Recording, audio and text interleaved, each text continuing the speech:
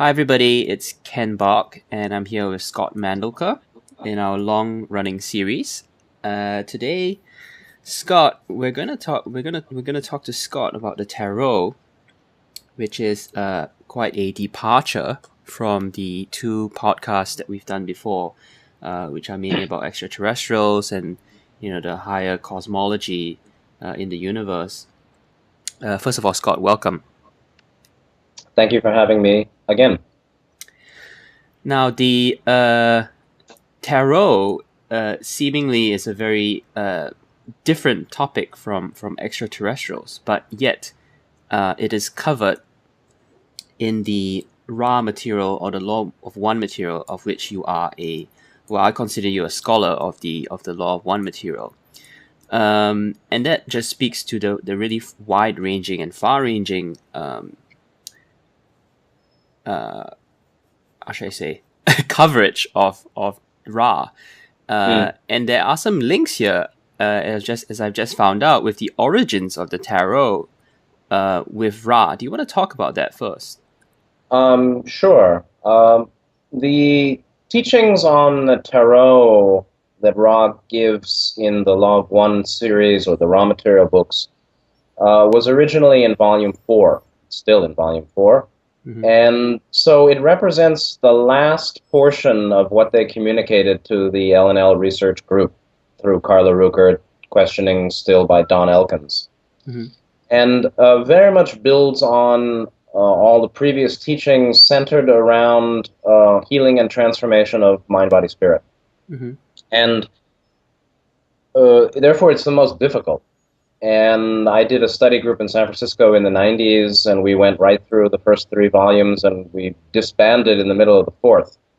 And I'm doing a Skype study group, and we went right through all 4 PDFs that I compiled from Ra, and we're deep into the last one of Archetypes now, Tarot, and it's hard to get out because it's very thick. So it represents the advanced teachings of Ra to the L&L research group. So that has to be borne in mind, and it's very challenging. So the link between extraterrestrials and the tarot through Ra is that Ra claims, first of all, to be a 6th-density extraterrestrial group working with a confederation of planets that help the evolution of life in the solar system, among other solar systems. And that's the Confederation of Planets, as they call it. Mm-hmm. Confederation of Planets in service to the One Infinite Creator. I don't know if that's their real name, but they have that spirit. Mm-hmm. And so Ra claims to have built the Giza Pyramid. Ra gave extensive information on the function and the metaphysics of the King's Chamber, the Queen's Chamber, the underground chamber, and the formation of the pyramid, Giza Pyramid, which they say they built by thought, and not by, they said they made it out of everlasting rock, meaning they said they communicated to the beingness in the rock, the allness of the rock, which is basically the higher energy fields of the rock, the mineral, and were able to shape it according to their design. And so there's no way that scientists can understand how the Egyptian slaves built the pyramid, because they didn't. It was built by mind, by Ra, and in one piece appeared instantaneously overnight. That kind of reminds me of the quote by Jesus. It says, if you say over to that mountain, move, and it will move, or something like that. I'm paraphrasing. Yes. That's the power of mind wielding force that can change the conditions of matter, create matter, destroy matter, move it around. And then, of course, there are technologies with sound also. But interestingly, it's very esoteric. The physical sound that could be made that could shatter glass or esoterically move rock is another form of sound of the thought of the adept, or Ra, that was able to form the rock of the Giza Pyramid. They're both forms of vibration or sound. One is verbal, vocal, audible, and the other one is mental. And they're both vibratory vibratory telekinesis, you can say. Yeah. So the point is that Ra claims to have given uh, that the origin of the tarot is basically the priests of that time, around the time of Akhenaten, 3,500 years ago, who were taught by Ra directly, who created the images of only the 22 major arcana cards. And those are the trumps, yeah? The trumps, yeah. The major arcana, 22 cards. That's all the tarot was originally, according to Ra. And it was a system of teaching for the initiates who were working with the pyramid and working with elder teachers for transformation of mind, body, spirit. So it was a training tool. It was a training form that was used to trigger deeper inner work. And so the origin of the tarot, beyond Ra giving it in this form to those priests and the work that was done by the initiates, the origin is actually that this represents what Ra calls the philosophical foundations of the transformation of mind, body, spirit. So Ra said, the philosophy, and I'm quoting from actually session 77, and you can see it on the website and on my PDF. Ra said the philosophy, meaning the what Don said was what Don was asking, what's the philosophical basis or foundation for what was created in our 7-dimensional octave? The philosophy for experience and transformation for the human level in 3D in the solar system. And so it's the tarot is basically an approximation of the philosophical foundations created by the Logos, by the creator of this 7-dimensional solar system, for transformation of our being in third density physical. And so there's an extremely orderly structure to the 22 cards. Namely, the first 7 represent a cycle of mind, the second 7 body, the third 7 spirit, and card 22 is called the choice, which really represents the capacity for harvesting or graduating out of 3D physical and moving into density. And 22, what's 22? What's card 22 in the major arcana? You mean what's the name of that card? Yeah. It's called the choice. Ra calls it the choice. Is that what it's called in the regular tarot? I see. Okay, no, actually, it seems that they're what's called card 0, yeah, or the Fool, is it's interesting. You know, I confess this is the area of the raw material that I know the least, because my personal studying, I found that it was just not necessary for me. Yeah. And now I'm learning a lot by teaching it. Card 22 is the same as card 0 or non-numbered, which is the Fool. And the Fool in Ra system is called the choice. Yeah. That's very, very interesting.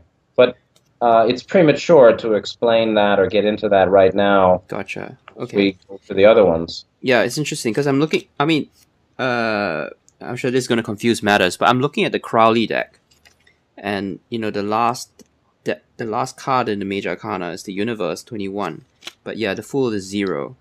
Yeah, it's 20. What Ra calls 22 is the Fool, or non-numbered, or 0. Gotcha. So Ra was saying the philosophy, I'm quoting, the philosophy was to create a foundation, first of mind, then of body, and then of spiritual complex. And so these what another term that Ra uses is concept complexes. Each of the 22 cards is a complex of ideas. And there's a perfectly orderly progression from 1 through 7 in each of the 7. So there's 1 through 7, which is 1 through 7, a series of mind, and then 8 through 15, and then 9 through 21. I'm sorry, no, 15 through 21.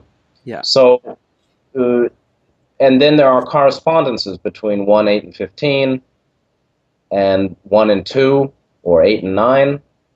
And so there are internal correspondences or relations, Yeah. and then there are connections between that position in each of the each position in each of the 3 series.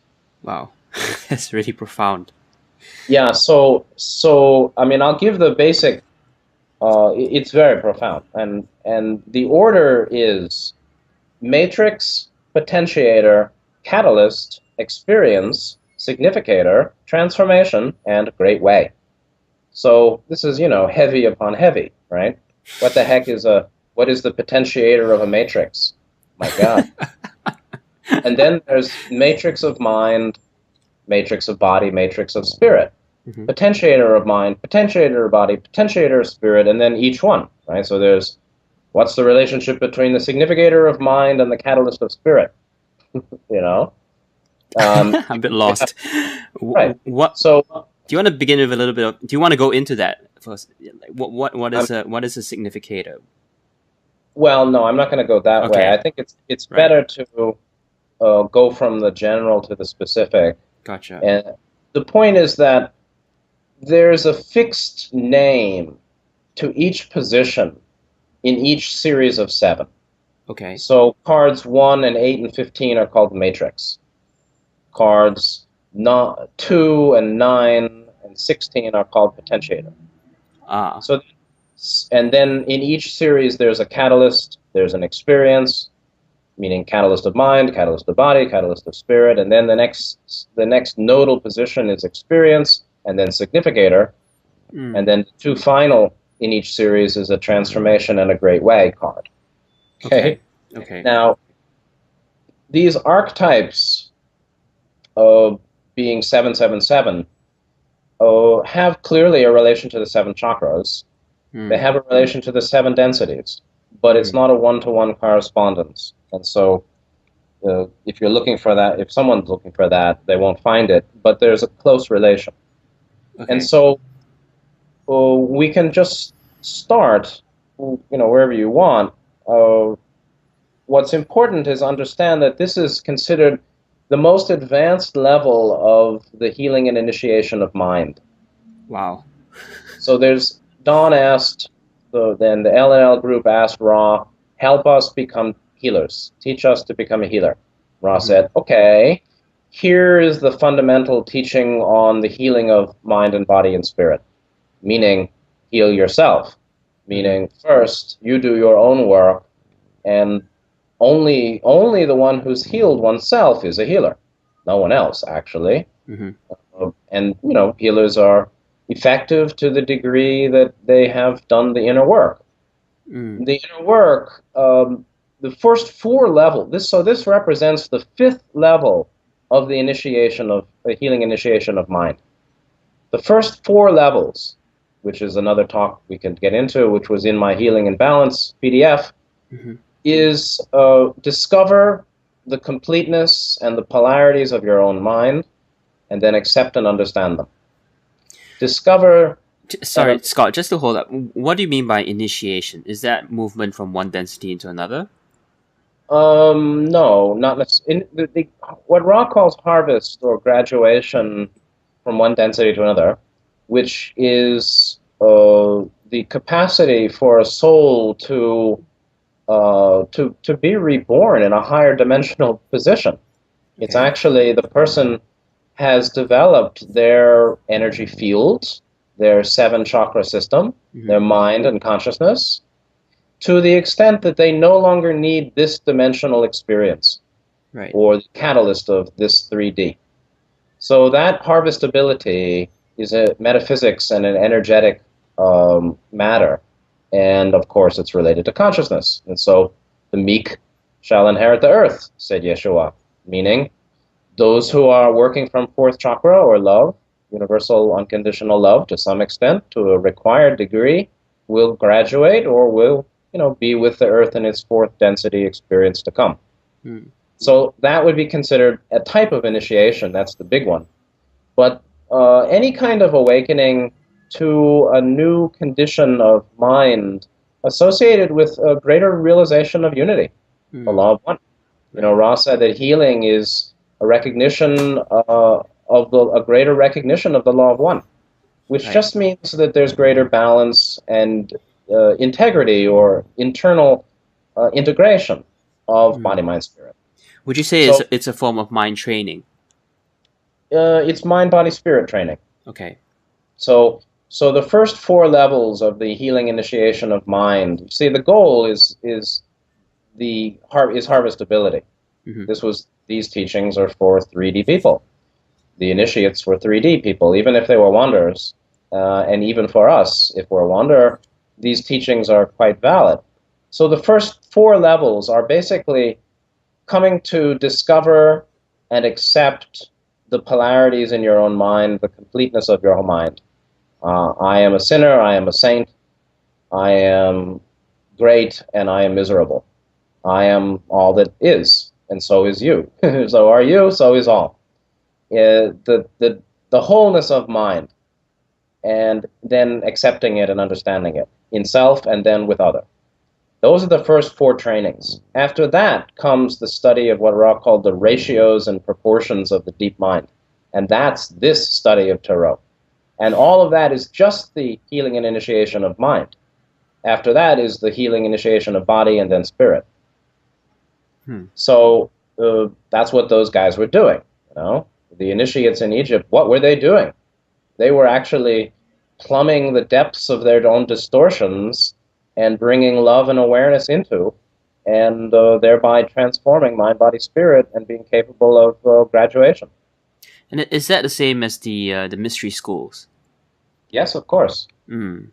Yeah, I mean, so people have a mystified view of what those guys were doing. They think, you know, they're sitting around doing magic all day long or who knows what.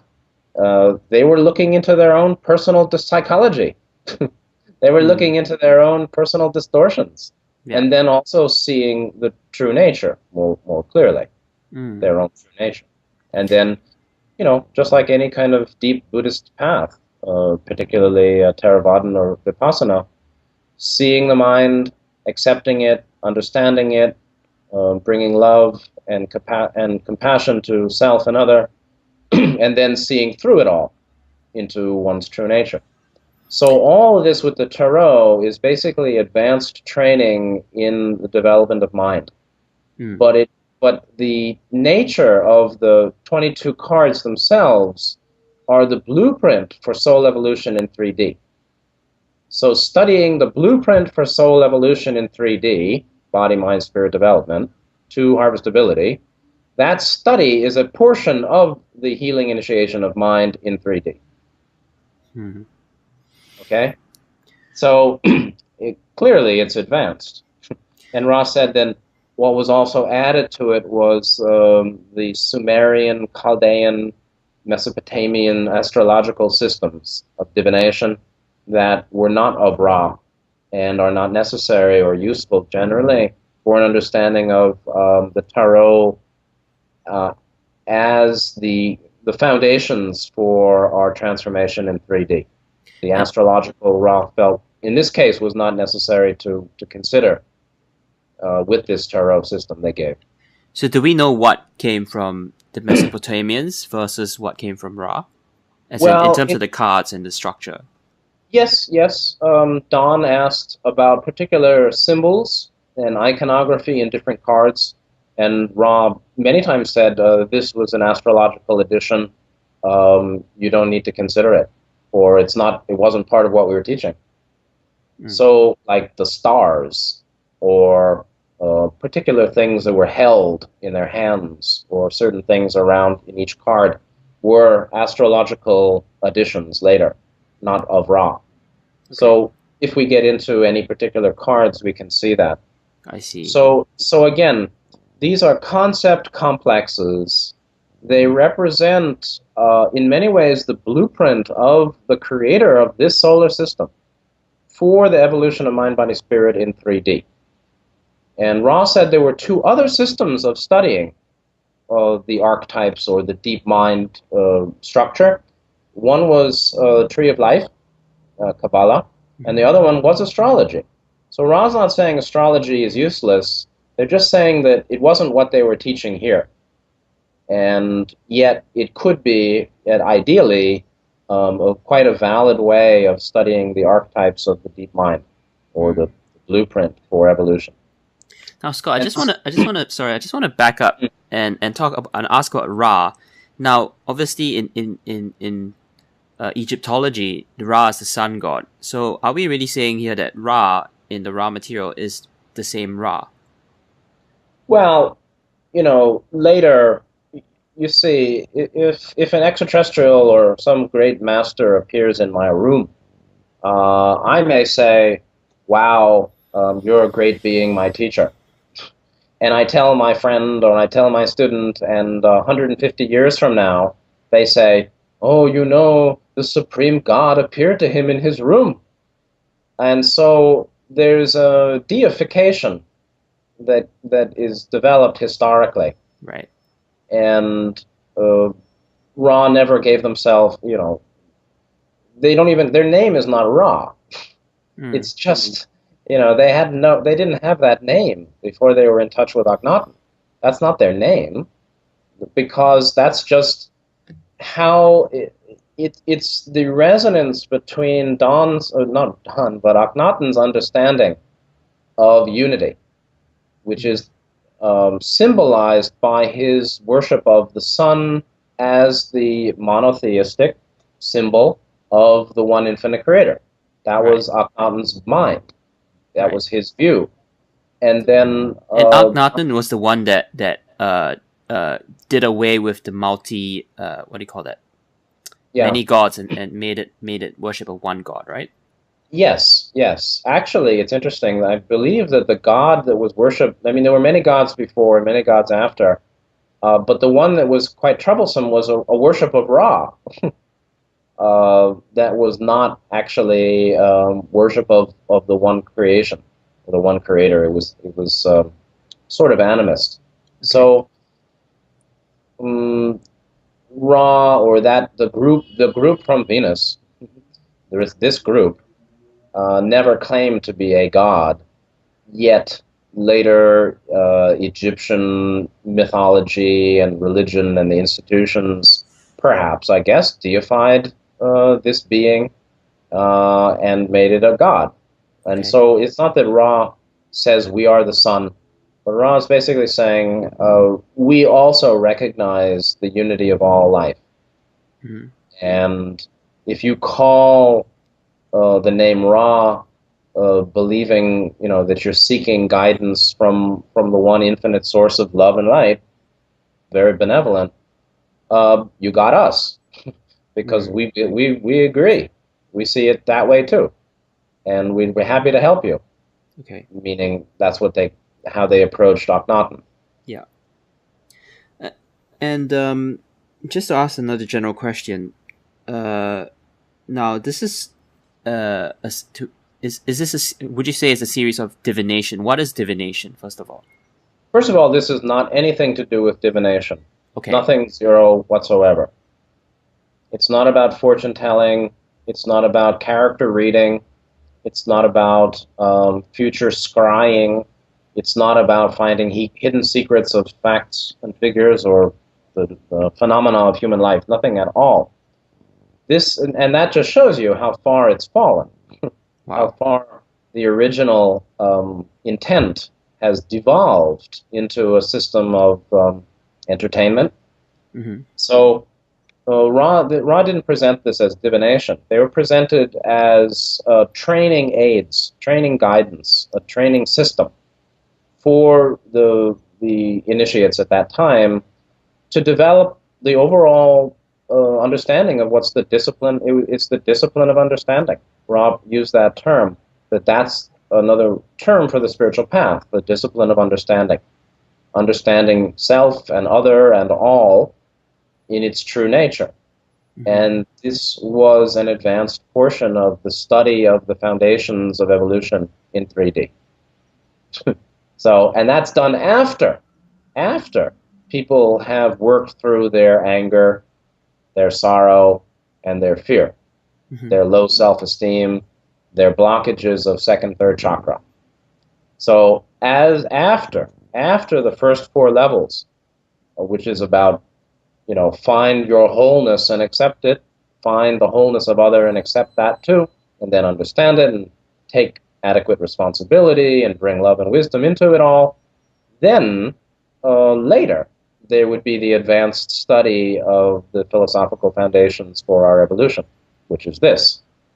So it's not about divination at all. It's about understanding the blueprint for soul evolution in 3D. The 7 stages of development of mind and of body and of spirit. Those 7 stages are the same there are 7 stages for each of those 3 cycles, mind, body, spirit. And the study of it is an advanced portion of the development of mind.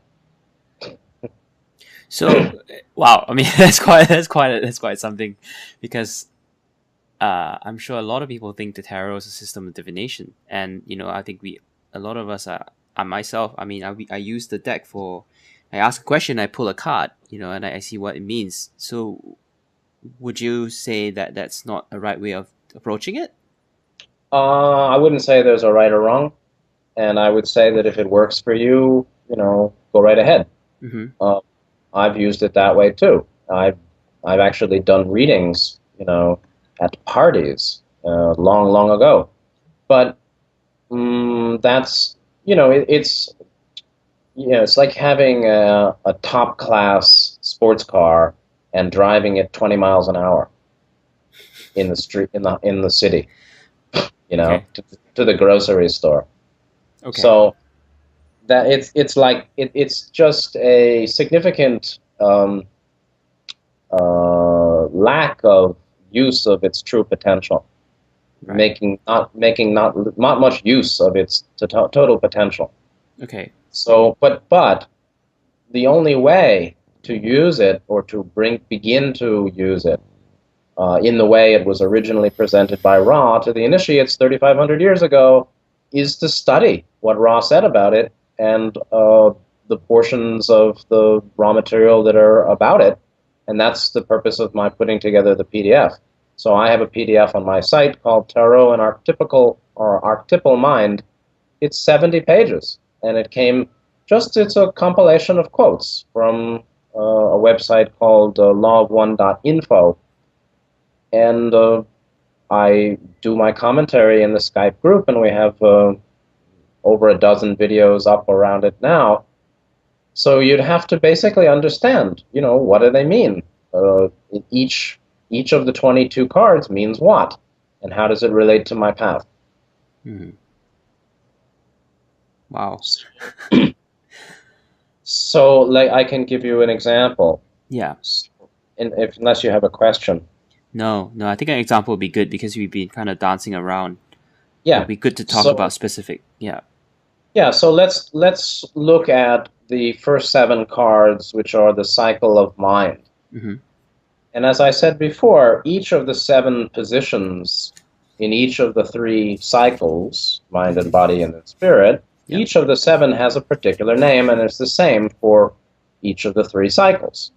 So it's matrix, potentiator, catalyst, experience, significator, then transformation, and great way. Right. And so there are internal relations between these different archetypes in each of the 7 positions. In that, the matrix, like you'll see, matrix of mind in the typical tarot deck is called the magician. And you see in the Rider-Waite deck, a guy holding a staff above a table that has symbols of the 4 elements. Okay, hold up. Let me just load up the Rider-Waite deck here. Sorry, go on. I'll look at the cards as you're speaking. So he's got his right hand up, holding a staff or something that looks like a candle. Yeah. Right arm up, holding the staff to the sky. Left arm down, pointing to the earth. The infinity symbol on his head. So he's making a top left, bottom right diagonal with the symbols of the 4 the 4 suits of the tarot, being the earth, water, air, fire, being coins, cups, swords, and wands on the table in front of him. Mm-hmm. Fine, called the magician. Now, in the tarot as presented by Ra, this is called the matrix of mind. Mm-hmm. And the matrix of mind is conscious mind. The conscious, what we are conscious of in our ordinary personality experience of what I'm thinking, what I'm feeling. Mm-hmm. So in Buddhism, that basically represents our consciousness of sensation, perception, thought, feeling, memory, image, imagination, fantasy, and the deep beliefs and the deep patterns of the mind that are generally unconscious, Mm-hmm. that come up sometimes. So what we're consciously aware of is the stuff of the conscious mind. Mm-hmm. And card 1, being matrix of mind, the position matrix is basically the condition of one of these three vehicles: vehicle of mind, and the vehicle of body, and the vehicle of spirit. One of these three tools in the hand of higher self, or in our own manifest experience, before it's been worked upon. The Mm-hmm. conscious mind is what you start with. Right. So this is the blank slate, like the receptacle. Yeah, I mean it's like it's sort of the screen of mind. Mm-hmm. It's like the sky without clouds. Mm-hmm. Mm-hmm. The clouds precipitate out of the water that arises from the ocean Yeah. into the sky, and then clouds are formed. The formation of clouds are basically the contents of consciousness. But consciousness in and of itself is an open sky. And so Ra says that that of itself, consciousness is unmoved. And so it's like the sky, it's a space Mm-hmm. within which elements may manifest and change.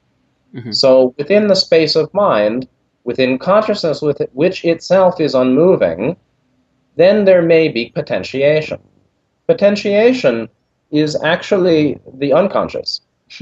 And so in the tarot deck, card 2 is the High Priestess. So it represents in Ra's system the unconscious. The unconscious is the potentiator of mind. Mm-hmm. And so there's a lovely quote. Ra said, without potentiation, the conscious mind has no inwardness.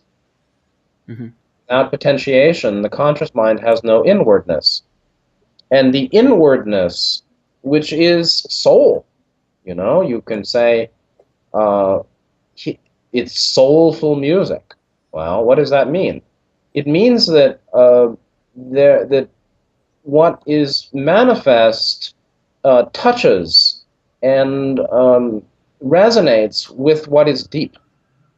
Mm-hmm. And what's deep is one's heart and one's knowing, truth and love. And that's 4th and 5th chakra. So, interestingly enough, one can say that in ordinary 2nd and 3rd chakra consciousness of selfhood, mm-hmm. consciousness of place in society, or group and relationship, that ordinary consciousness of body and personality, and one's personal sense of one's identity, a common identity, mm-hmm. and the sense of group, place in society, relationships, that's 2nd, 3rd chakra consciousness. Mm-hmm.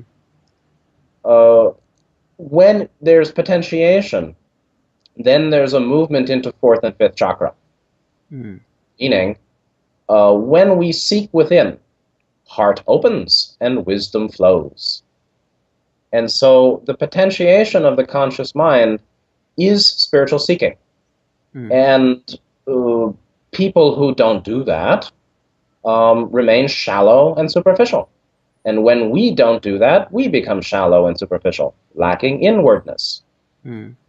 And so the High Priestess is the activator of the conscious mind, which means the conscious mind, like a male, that's another it's another principle in the 22 cards is that they're either male or female. Hmm.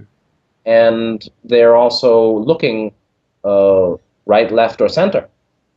They're either standing or sitting. They're wearing this or they're wearing that. All of that's not astrological, and all of that has significance to understand this feature of our being. So in some cases, the archetype card represents some aspect of the total being. Sometimes it represents a process of the total being. Total being in this case meaning mind, body, spirit. So card 1 is the magician. Card 2 is the high priestess. The high priestess is the potentiator of the matrix. And that's what's important. Ross says it's to be noted again that in of itself, consciousness is unmoved. Mm-hmm. The male needs the female in this sense. The potentiator... So it's a seed of spiritual awakening. Yeah, it's the reservoir of our true being. Okay. And making connection or delving into the reservoir of our being, deep mind, is the seed of awakening. Right. Awakening occurs because of the consciousness seeking its own depths, seeking its own potentiation within, not by following the guru, but by finding the inner guru, or by finding God within, finding the inner divinity. So Ra said, in each infinitesimal part of yourself resides the one infinite creator in all its power. And so in each aspect of our being, there is one, and there is great power. And when we don't seek within, we don't know it. And that's the heresy of materialism. Heresy in the sense that it takes people away from soul, and it leaves the conscious mind shallow. Okay. So the potentiator of consciousness, card 2, is called the unconscious, and that is what the conscious mind draws upon to make sense of life, and to choose path and to transform itself. Do you want to... Yeah, sorry. Yeah, I see how how this can go on for hours and hours. But I think it'd be good to just talk about the 7, the matrix, potentiator, catalyst, experience, significator, transformation, and great way, so that people get an idea. Because that seems to be a very big structure in which I've never seen before. That I've only seen the raw material. So let's cover that. Okay. Well, reiterating about matrix and potentiator of mind, Ross says, as to its name, the name of magician is understandable when you consider that consciousness is the great foundation, mystery, and revelation, which makes this particular density possible. The self, and here's a classic line, the self-conscious entity is full of the magic of that which is to come. It may be considered first, for the mind is the first of the complexes to be developed by the student of spiritual evolution. The student of spiritual evolution is the seeker of initiation, which is us. The mind is the first of the 3 complexes, mind, body, spirit, to be considered and developed because it's central. It's central to our being. If the mind is messed up, strong, wonderful body doesn't do much good. And even spiritual development, meaning the development of powers, he has powers, goes awry terribly when the mind has not been well healed, as we know. So consciousness is the great foundation, mystery, and revelation, which makes this particular density possible. So in Buddhism, the Buddha said that even consciousness is born of ignorance, meaning consciousness was one of the 5 skandhas, or heaps, the elements of common experience that we take to be real and solid and get attached to consciousness. And only at higher levels, actually, of the spiritual path in Buddhism does one see the emptiness of consciousness itself. So consciousness itself is not seen as penultimate by Ra or by the Buddha. And so in the yogic systems, they talk about supreme consciousness, God consciousness. That word wasn't used as the supreme state in Buddhism or by Ra. It's closer, what I would say is, like Nityananda presents awareness, infinite awareness, or Ra calls intelligent infinity. Right. That's our true mind. That's our true mind. The conscious mind is an artificially limited space in the sky. And so, but it is the foundation for revelation. And so in Hinduism, there's the idea mind is the revealer. And so consciousness is really important, but it isn't the whole game. And so beyond having consciousness or being conscious, which itself is a miracle, a mystery, amazing kind of thing, there are depths to the mind that are not yet manifest. And so that's the key. And so Ross says, the matrix of mind is that from which all comes. It is unmoving, yet it is the activator in potentiation of all mind activity. So consciousness is that aspect of our body-mind-spirit complex, consciousness, from which all comes, meaning from which comes all defined self-experiencing, all defined experience whatsoever. It is unmoving, yet it is the activator in potentiation of all mind activity, meaning it holds within it, as you sort of said, the seeds of awakening, because it rests upon an infinite ocean of deep mind, an infinite ocean of knowing. And so Ra said, then, the potentiator of mind, card 2, High Priestess, is that great resource which may be seen as the sea, S-E-A, the sea into which consciousness dips ever deeper and more thoroughly in order to create, ideate, and become more self-conscious. Consciousness dips ever deeper into the deep mind in order to create, to ideate, and to become more self-conscious, to illumine its nature, its distortions, and its true nature beyond that. And so that's the interplay of matrix and potentiator. And when Ra talked about the potentiator of mind, card 2, they're basically showing the feminine. It's a kind of, like the muse. It's very much the muse. And interestingly, in the Egyptian deck that Ra gave to the initiates, that is reproduced as best they could in volume 4 of the Ra material, the depiction is similar to that of the Crowley deck or the Rider-Waite deck, and there's even a modern Egyptian deck. The modern Egyptian deck is closer to the Ra deck than Crowley or Rider-Waite.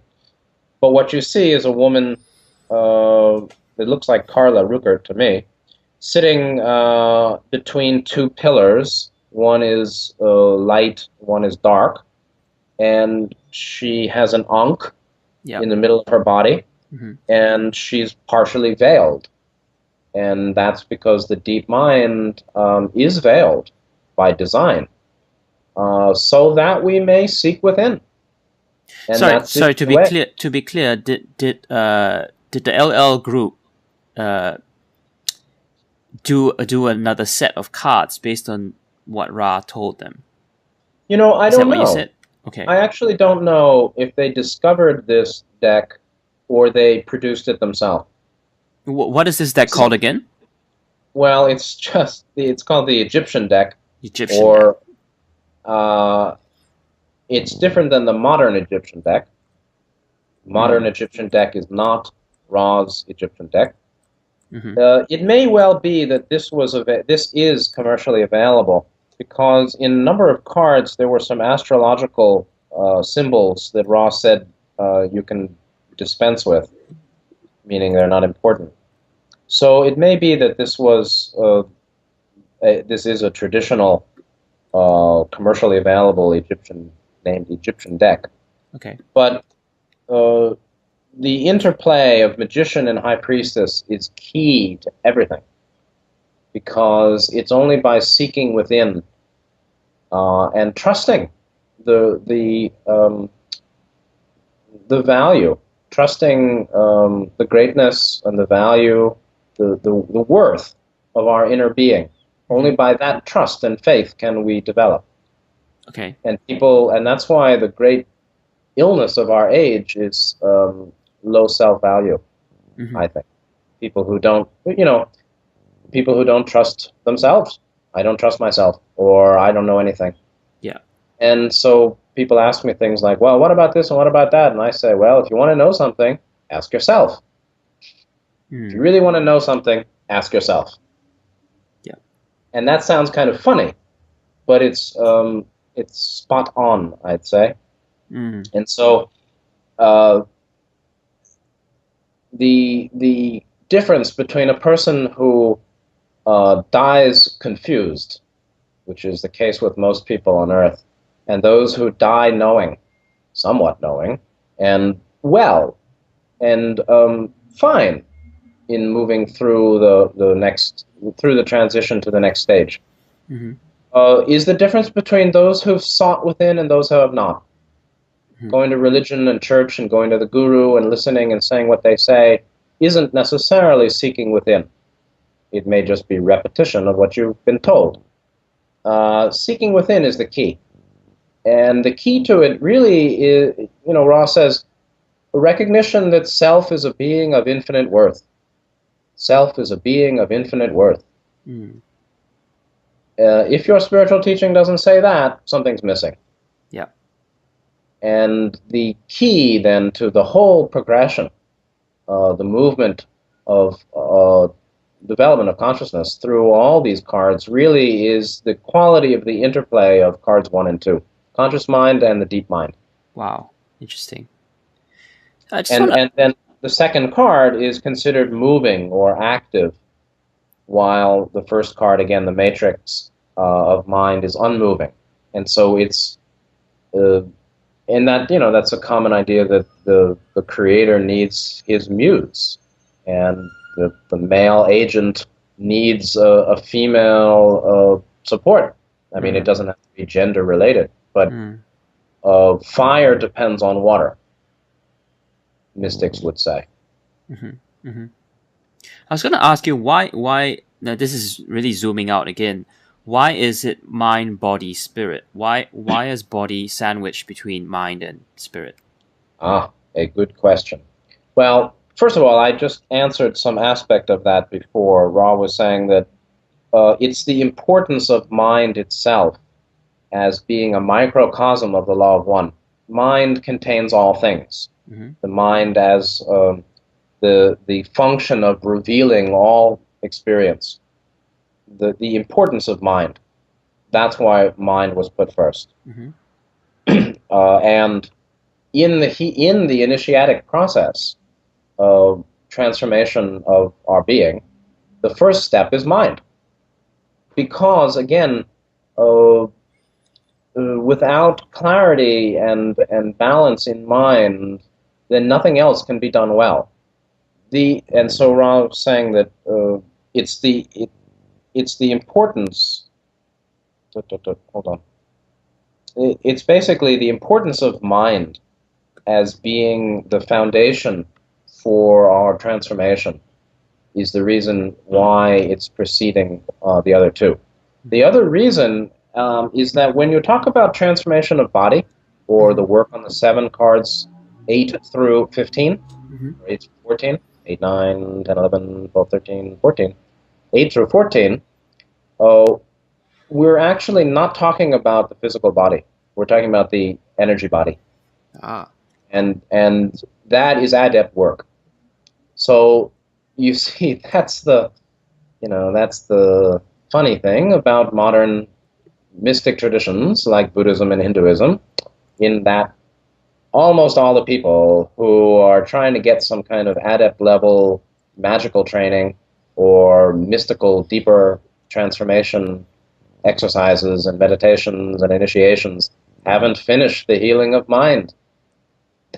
That's why they have so much emotional stuff and there are all these conflicts in these groups. So you can't do magical work until you've purified second, third chakra blockages, until you are replete in love and wisdom, until you can love hate, and you can love grief, and you can love fear. Right. And then the mind has been healed. And then you walk around, not emotionally reactive and free of the little sense of self. Then you work on body. And that's actually sixth chakra work. And there's a secret, but I shouldn't get into it very much, which is that in the Rider-Waite deck, cards 8 and 11, which are called Strength and Justice, are reversed, are a reversal of Ra's original presentation, where card 8 is Justice and card 11 is Strength. These cards happen to be the matrix and the experience of body, right? Series of cards relating to mind is 1 through 7. Series of cards relating to body is 8 through 14, right? First card of any series is matrix. The fourth card is always experience. Card 8 being matrix of body, in Ra's original presentation is called justice, or even balanced functioning. However, Rider-Waite is called strength. If you see the modern Egyptian deck, they put it back to justice. But Mr. Rider and Mr. Waite consciously reversed it because they were they were on the left side of the path, and they wanted to keep the hidden knowledge, or keep the true knowledge hidden. Wow, are you serious? Yeah, and actually you can find material on that online. They admitted it. Mr. Rider or Mr. Waite, one of those fellows, admitted. So they were service to self? Of course. Okay, of course. Wow. And actually it's a very big deal, the reversal of these two cards, because card 8 represents the condition of the etheric body before working, and condition 11 represents the condition of the etheric body after significant working. And the etheric body is a sixth chakra body, which is related to magic and power coming through, and it's used by white and black magicians. Interesting. Well, with the Crowley deck, 8 is adjustment, which is justice, and 11 is lust, which is, well, it says courage, strength, energy, use of magical power, control of the life force, great love affair. Yeah, I mean, look, I used the Crowley deck in the old days, but I think it's got some negative vibrations with it. Ah, okay. Because, of course, Crowley was a black magician. Simply, no judgment. He was OTO. All that's occultism. It's all Illuminati. What's OTO? Ordo Templar Orientalis. So he was... OTO. It's the name of the group. Golden Dawn. All that. So you think he was service to self as well? Why do you think he called himself the Beast 666? Because he's service to others? Well, I mean, it's interesting because I've been looking into writing by another gentleman who I'm in contact with. His name is Phil Misselberger, and his theory is that Crowley was just a rebel, although he was STO, and he didn't really care what other people thought of him. Yeah, that's fine. But actually, if you look at his associates, they're not service to other. And if you look at I'm not a scholar on him, and I really don't care that much. But from everything I've read, and from how he presented himself, that's service to self. Service to other doesn't need magic. Okay? The Buddha said, The miracle of education far surpasses any miracles of magic cities, magic powers. And he actually said, because all these magic forms can be done by technique, you know, to learn a mantra, to call the spirits, to move flowers around or appear odor in the room or whatever you want to do. Because it can be done by technical means and technique without transformation, I detest it. That's the phrase. I detest it, he said. Gautama. So, you know, I've met some people who do this and that. And honestly, it's very hard for somebody to be progressing deeply in the magical arts without going left. Because the magical arts are really used with a very unpurified sense of ego, a very extant, a very solid, and an often solidifying, strengthening sense of self. And that's not service to other.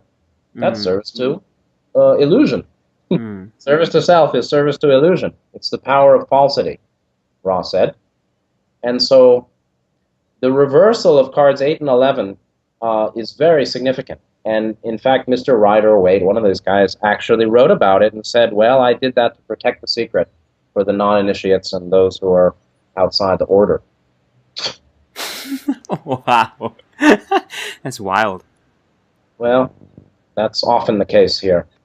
So, so if we go back to mind, anyway, the reason then body has come second is because it's really advanced work.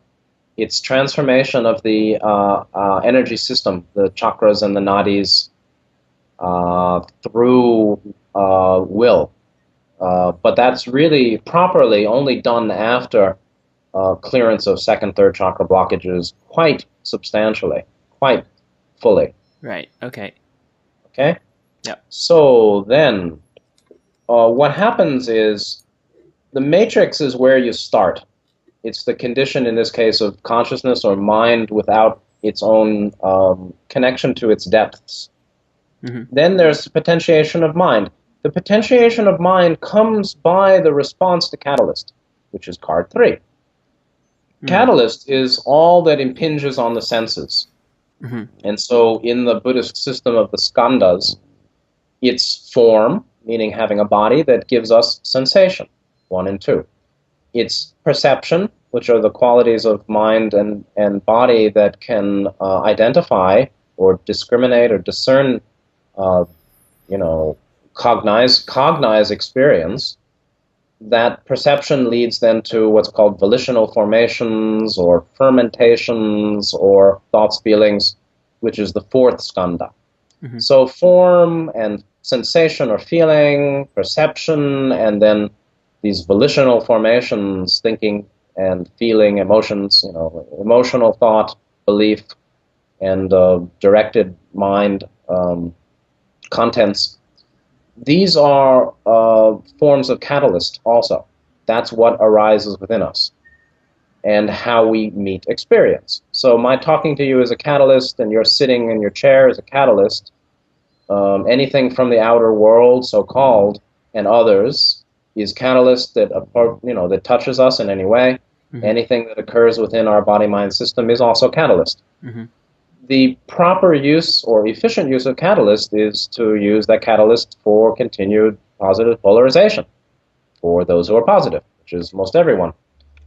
That use or proper or efficient use of catalyst is then what leads to experience. And so the interesting point there is that situations in and of themselves don't have an emotional charge. You can't make me angry. Yeah. Only I can make me angry. Right. And so we very much misidentify causation always and say, you did it to me. You hurt me so much. You make me so angry. That situation makes me so sad. That's a scary place. No, the place isn't scary. You don't make my mind. Mm. The mind or the contents of consciousness are made by ourselves in response to catalyst, in relation or in reference to the degree of true potentiation of consciousness we've done, which means how well you can know and accept and understand what's happening inside and out, coming at you, coming up in you. Whatever comes up in us, whatever comes out, comes to us, is catalyst. How we work with it, how we respond, how we react, how we change, is then our experience. And so in the deck, card 3 is the Empress and card 4 is the Emperor. So why is that then this male, why is catalyst female and the experience male here? Now you're asking me a hard question. Well, let me say what Ra said. This was from session 78. They said, the third archetype may broadly be grasped as the catalyst of the mind. Thus, it takes in far more than disciplined meditation, meaning the question was asking, is this about meditation? And no, it's not really. However, it's certainly through this faculty or by meditation that catalyst is most efficiently used, which is a hint to the wise that Buddhist meditation or meditation that involves non-manipulation of the mind, but observing and understanding in any way, is a means of making good use of catalyst. And so that's why people sit in meditation, like Vipassana, not every type of meditation for sure, but they may sit in mindfulness, breath mindfulness, and then strong catalyst arises of thoughts and feelings and emotions and sensation. And by the stability of that condition, watching the breath without grasping, one can understand what's happening in the mind. And then, of course, your life. You can understand your life better by understanding what it's all about. And that's done very well in Vipassana. So then, Ra's saying, this archetype 3 is perhaps confusedly called Empress, although the intention of this number, 3, is the understanding that it represents the unconscious or female portions of the mind complex being first, shall we say, used or ennobled by the male or conscious portion of the mind. So, and say, Ra said, thus the noble name.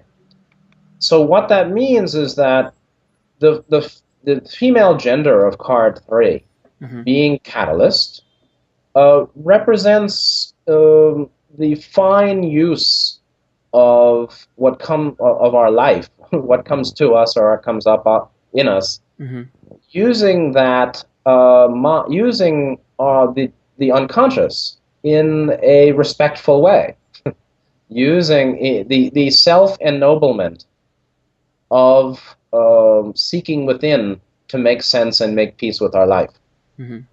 And in some ways, the Empress is a transformation or an ennoblement of the unconscious, and certainly of the conscious. So in a certain way, using catalyst well, meaning when there's potentiated consciousness, mind is seeking with love and openness to understand, to make peace with, to accept, and know well. This is a self-ennoblement too. And the feminine quality of it is the quality of the unconscious as feminine or inspiration, that which awakens or brings life to, brings vitality to conscious mind. And so Ra's saying it's representing the unconscious, which is the female portion of mind complex, being first used or ennobled by the male or conscious. And so there's a self-ennobling to our deep mind, and of course to ourself, our consciousness, by seeking within to make use of catalyst. Not, it's like I say something to you, and you have a certain emotional reaction, which you made, and then you look within to understand what's it all about. that seeking within to make sense and good use of the experience in balance Mm-hmm. is ennobling and is some kind of respectful way of being with our ourselves, with the deep mind. It seems quite similar to the potentiator. Yes, except for the fact that uh, this represents stages of the evolution of each complex. Okay. And so the first stage is what you start with, matrix. The Mm-hmm. second stage is the other aspect of what you start with. What you start with is above ground and potentia. It's Right. kinetic The and potential, unconscious. right? So when we say the mind that lives the life, that mind is both conscious and unconscious. What the specifics of living the life is basically what those two do together in meeting what we call experience, which Mm-hmm. is catalyst, Mm-hmm. meaning what happens inside and outside coming to us, being the catalyst, is met by the combined forces of conscious and unconscious. Okay. And that then leads to the transformation of ourselves into experiencing, into experiencers. Are Mm-hmm. you experienced? Mm-hmm. Said Jimi Hendrix. So the experience is different than the catalyst, and the quality of what you end up with, meaning how I'm experiencing, Mm-hmm. is a function of the play between conscious and unconscious as that meets catalyst, as it reacts to catalyst. Mm-hmm. So matrix and potentiator is the subject, two aspects of subject. Catalyst can be called object. And the transformation of subject by the interplay with object is experience. And that leads then to recognition of significator, which is the transformed subject of matrix and potentiator, or the true nature of each. And so card 5 is called the Hierophant, Mm-hmm. or the Pope was actually called once upon a time. And interestingly, um, it looks a little bit different than in the Rider-Waite deck. So the significator is what you have, is sort of the fundamental nature of each of the 7 when work has been done. Let me see Each if I of the can find 7. I'm sorry, each of the 3. Each of the 3. Each of the. Yeah. So the 3 being mind, body, spirit. Okay. Okay. So the significator is basically in the case of mind, Mm-hmm. I understand significator to be soul, which is very interesting, and because it's the fruit of distilled catalyst, Okay. being self chosen and created experience when there's some degree of transformation or seeking. Mm-hmm. So the soul, metaphysically, is that which persists through the incarnation at a higher level, but Mm-hmm. it's not the same as higher self. So in Alice Bailey material, Theosophy, there's some discussion of the soul as distinct from the monad, or which is a higher self. In other metaphysical sources, there's an understanding that higher self is a little bit outside the whole situation, because late 6D is very far in mind from 3D. It's available, but the pathways to it are normally not well opened. Mm-hmm. The way to get there is the ennoblement of catalyst, or the ennoblement of self, or our being, making good use of experience, or catalyst. We What do use you the what do you mean by ennoblement? ennoblement. It's a good term, a good question. It's the qualities of grace and harmony, broad-minded magnanimity, Mm-hmm. ease, Right. calm, peace, stability, Right. not forced, but as the result of clearing conflict, clearing inner conflict. Yeah, yeah, the higher aspects of the situation. The higher aspects of our being. Okay. I mean, you know, the soul, the self is a being of infinite worth. Higher self is the consciousness of complete and whole and perfect. Mm-hmm. The higher self, or our true being, is a perfectly balanced expression of love and wisdom. Mm-hmm. So a perfectly balanced expression, development of love, wisdom, heart and throat, fourth and fifth chakra, Mm-hmm. is a noble condition. And again, you know, anybody can use any term any way they want.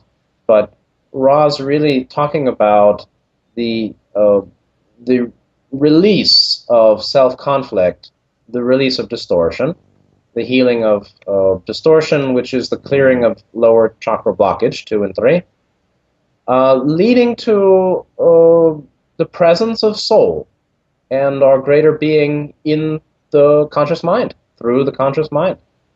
Mm-hmm. It's kind of God speaking through the instrument, but it's not an outer God, it's our true spiritual being, Right. our own being.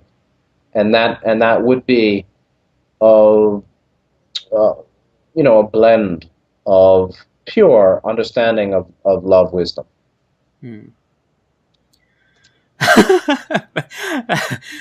Scott, I did not expect to get into this kind of depth actually when I started this conversation, but it's fascinating. Yeah, well, this is why this is in the fourth volume, and that's why very few people have read it. Yeah. And this is, you know, we're just scratching the surface here. Yeah, I can see So, what all these guys in the mystery schools were doing with all their spare time. yeah, well, you see, the problem is that the mystery schools, as I see them now, are basically all left-handed.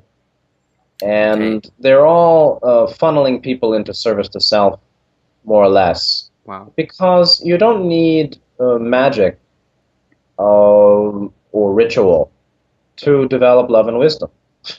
That's not even what they're doing. They're interested in power. So Mm. the positive path is based in the power, the intrinsic power of truth, which is the truth of unity, which Mm. is love and honesty. So it's honesty to realize the truth of unity. And that truth of unity is an expression of the infinite love of the Creator, which is the creation, which is the identity of love and light. Mm. Light or energy or matter is by nature an expression of infinite love. And Mm. so that's power enough, I think. Ritual not needed. Yeah. Well, So, I mean, just coming from a real beginner's point of view, I look at the tarot, and there are all these esoteric symbols and all this symbology. I mean, I lump it together with the mystery schools, but obviously it's more complicated than that, right? well, again, mystery schools are all different. I really don't have a lot of experience or knowledge in the study of that. Okay. A lot of what they're doing is technique. Okay. Ra said, begin and end in the Creator, not in technique. Mm-hmm. And I don't think technique is important. And also, one of the key realizations at the first level of enlightenment in Buddhism, called Sotapanna, means stream entry, stream entrant, Mm-hmm. is the first penetration of intelligent infinity in Ra's system. In Mm-hmm. Buddhism, it's the first of 4 levels of enlightenment in the Pali Theravadan old system. One of the key realizations is the futility of rites and rituals for enlightenment. Mm. Meaning the person realizes that it really wasn't meditation that did this, even though they may have done a lot of it. Mm. It's a transformation of awareness. Right. And that's not done by technique, although technique can help us make that change. Would you say it's the intent? Well, again, yes, the intent is important, of course. Intent is very important. But we're not fully aware of our intentions, and that's the problem. And so I think a lot of people who are doing rites and rituals and technique don't realize that they're doing it partially in the service of low self-esteem, Mm. partially in the service to make themselves feel stronger Yep. or smarter or superior or capable it's an emotional comforting that they're involved in it. Yeah, it's almost like a crutch. I think so. I think so. It's actually a defensive position, not looking at what's very painful in their mind. What's very painful in their mind is how they think about themselves and their relations with others and aspects of their history that they haven't healed, that they haven't loved, that still cause grief and conflict. You see, to the extent that anybody is not happy with themselves or not well in themselves, there's emotional wounding unhealed. Yeah. To the extent that I need anything from anybody emotionally, I am unhealed. Period. The Buddha needs nothing. Nityananda needs nothing. They need nothing from anyone. They're just fine. And that's because they have become totality. They've realized they are totality. And so there's no more emotional, there's no more hole to fill. There's no more void in the heart. There's no more self-conflict. There's no more sense of separate self. And so everybody who's doing rites and ritual comes there with a damaged sense of self, with distortions and a sense of ego. Ego is nothing. Ego is a dream. And so they're doing it to make themselves feel better, which is fine. But it strengthens their sense of self. Right. Which is not fine. So, I mean, it's fine for me, but it's not the way to freedom from suffering. Yeah. And then they get some power, either organizationally or metaphysically. They can do stuff magically, and or they're risen to some higher ladder point in the organization. That only strengthens their sense of self. Or they use that to strengthen their sense of self. Yeah. That pulls them right onto the left-hand path. Yeah, it's quite a seductive thing, isn't it? Yeah. I mean, I was into seeking powers in my 20s. And then first of all, the Taoists are against it. There are two types of Taoists, Chinese Taoists. There's the philosophical Taoists, like Lao Tzu, Tao Te Ching, and Chuang Tzu, Lao Tzu. And these guys actually look down on the gymnastic Taoists, those who did breathing practice, and those who did very special meditation, even. Yeah. Which I'm not against, for sure. But the view from Lao Tzu, Zhang Tzu, is that it's all the flow, and you need wisdom, not technique. And when there's deep wisdom, accepting the reality, the greater reality, or reality from a greater view, it's okay if I die tomorrow, and it's okay if I feel happy or sad or healthy or sick. I think it's good to do some of those exercises, frankly, but their view is that it's the transformation of mind that's key. Yeah. And it's living in truth that you really want. Yeah. Now, Scott, not to I love to finish off the thread with the seven with transformation of the mind and great way of the mind, just to finish off that 7 set there. Do you want to do that before we go on to other? Well, the card after experience of mind is significator of mind. That's card 5. And basically the significator, Ross says, the significator of each, mind, body, and spirit, which is cards 5, 12, and 19, may be seen as a simple and unified concept, because here we're talking about concepts, these 22 cards. The matrix, this significator, Ross says, the significator of the body is its very nature, or the significator of mind, is its very nature. And I call that soul, they say.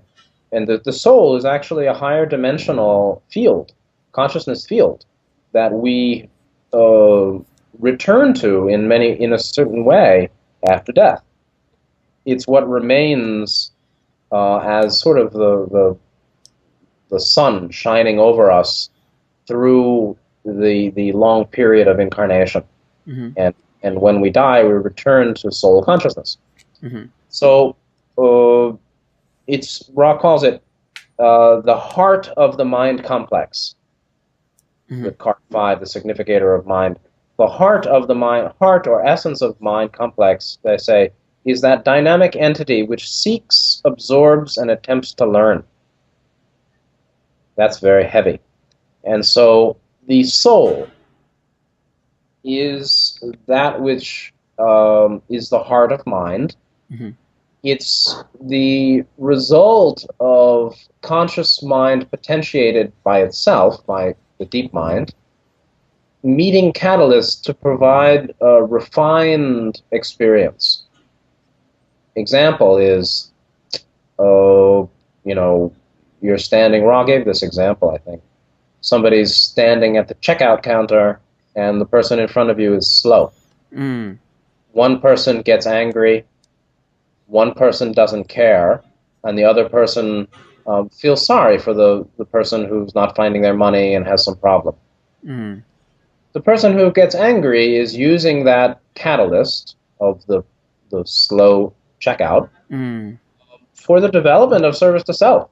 Anger separation.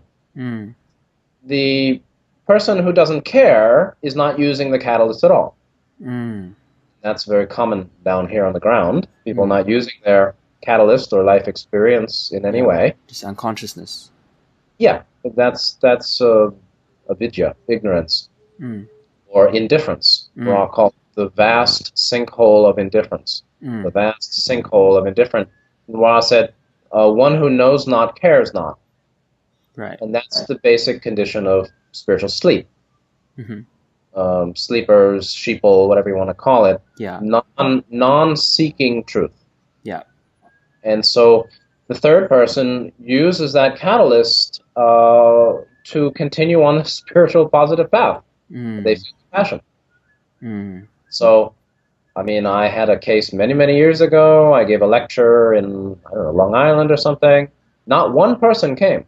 And I'm sitting there in a big hall, not that big, but a little big, with 5 empty chairs arranged around me.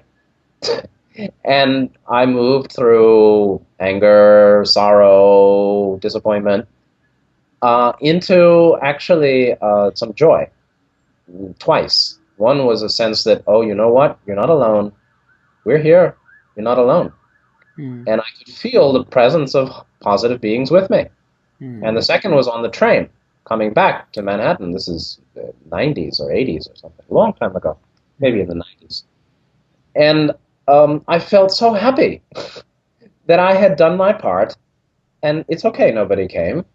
And I realized that, the disappointment was empty, the emptiness of the disappointment. And I realized, oh, it's great. And even that I'm well. Even with that I'm well. Yeah. And it was a joy. I really felt joy. Yeah. The Croton Hudson line or whatever that is coming back.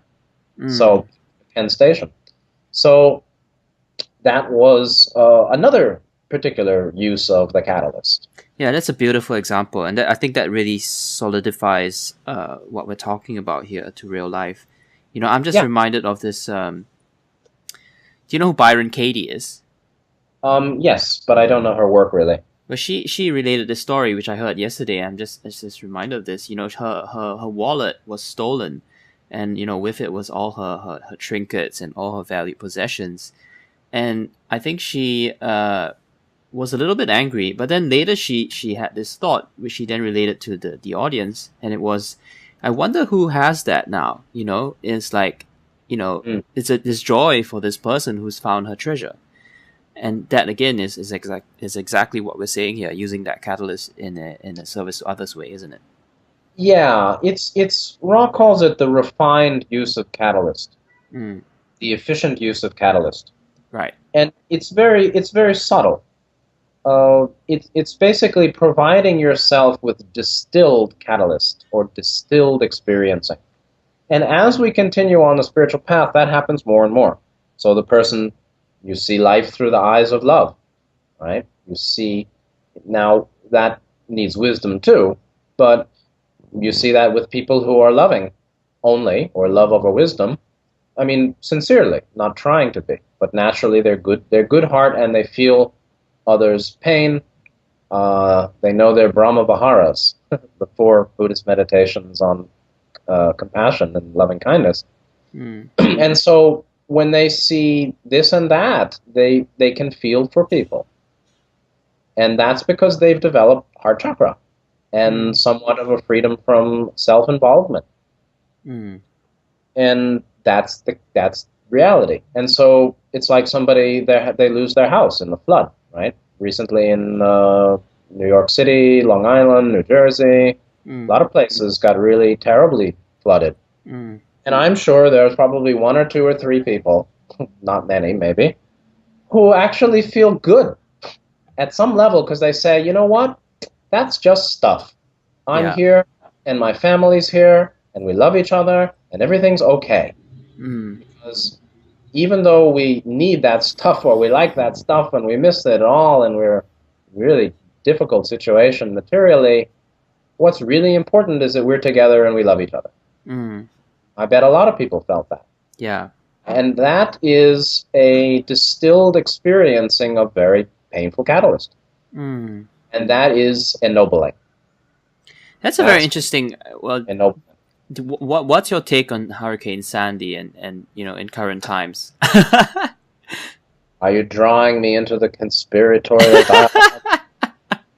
No, I mean, yes, and well, I mean, just a commentary on current events, I guess, is what I'm asking for.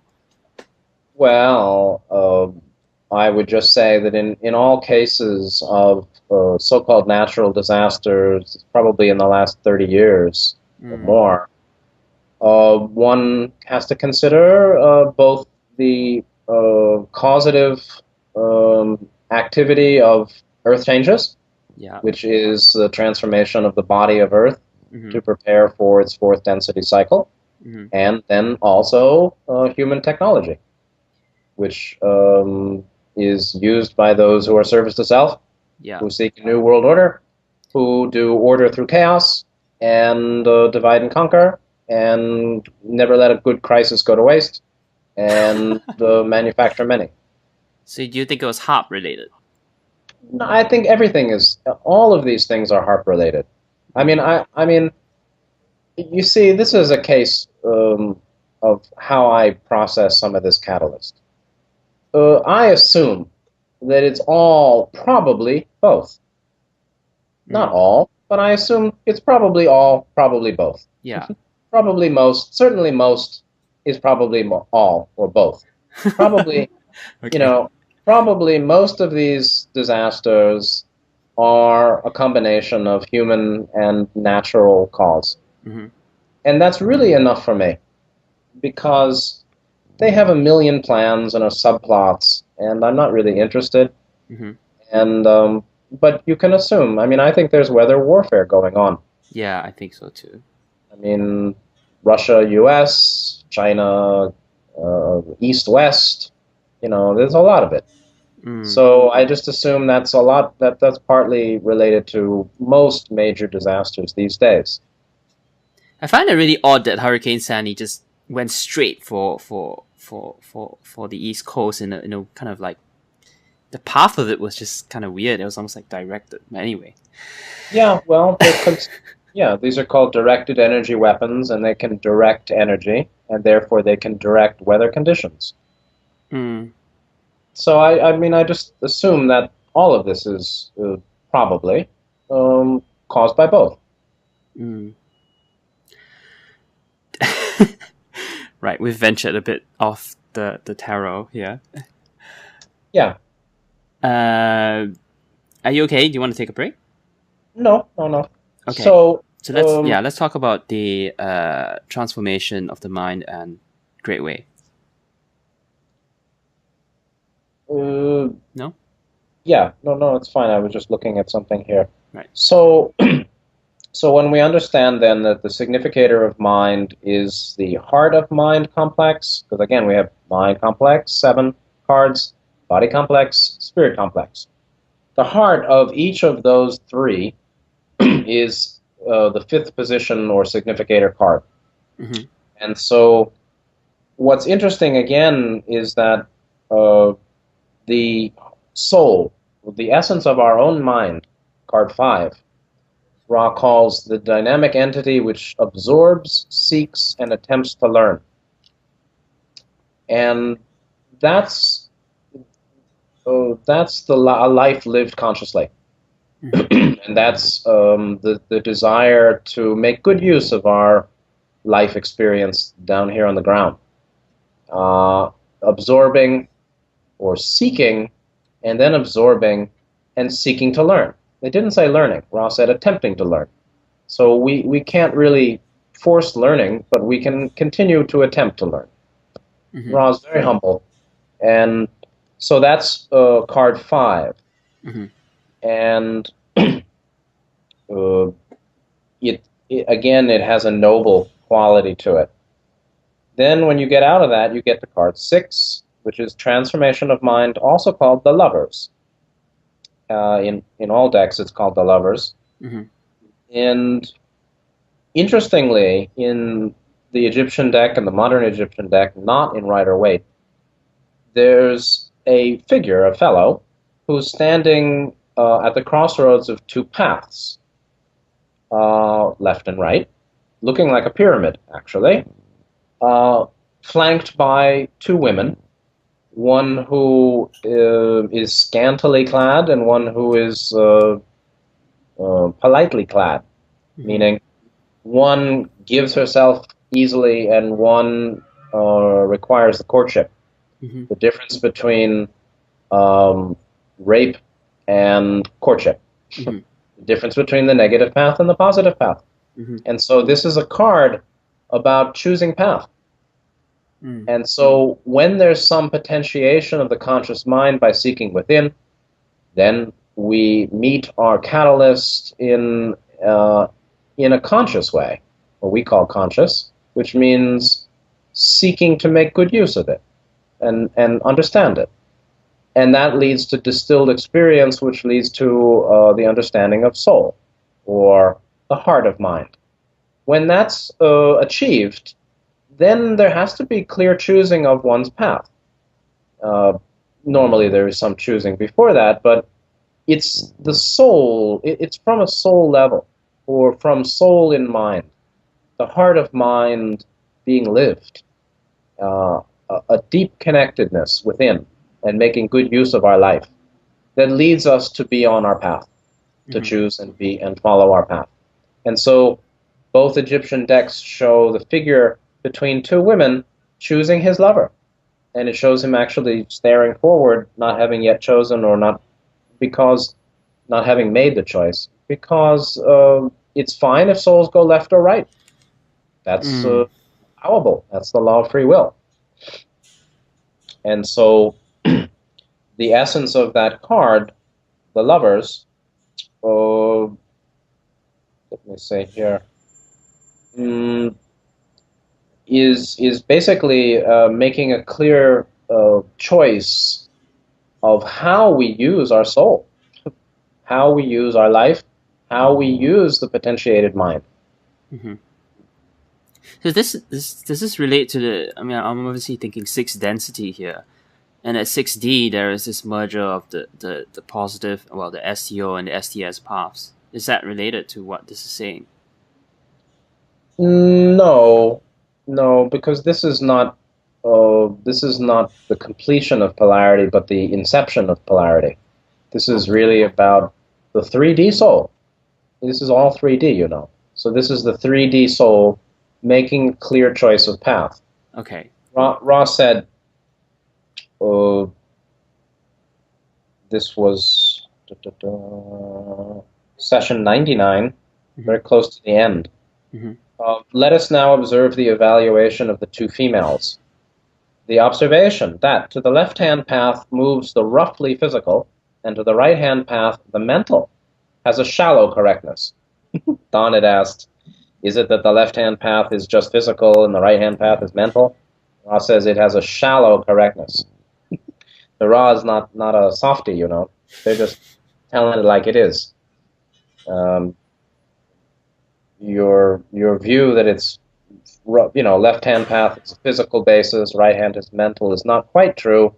They say, there are deeper observations to be made concerning the relationship of the great sea of the unconscious mind to the conscious mind, which may fruitfully be pursued. So it's actually, this is an, are you breathing? Yeah, Are you yeah. okay? I'm okay. I'm okay. Yeah, yeah. All right, so I heard you puffing like, No, no, no, no. It wasn't me. all right. That's interesting that you're hearing that. Yeah, maybe it was the guy on the other end. He's getting Interesting. sweating with the headset. So Ra said there are deeper observations to be made concerning the relationship of the great sea of the unconscious mind to the conscious mind, and you see, this is an interesting point.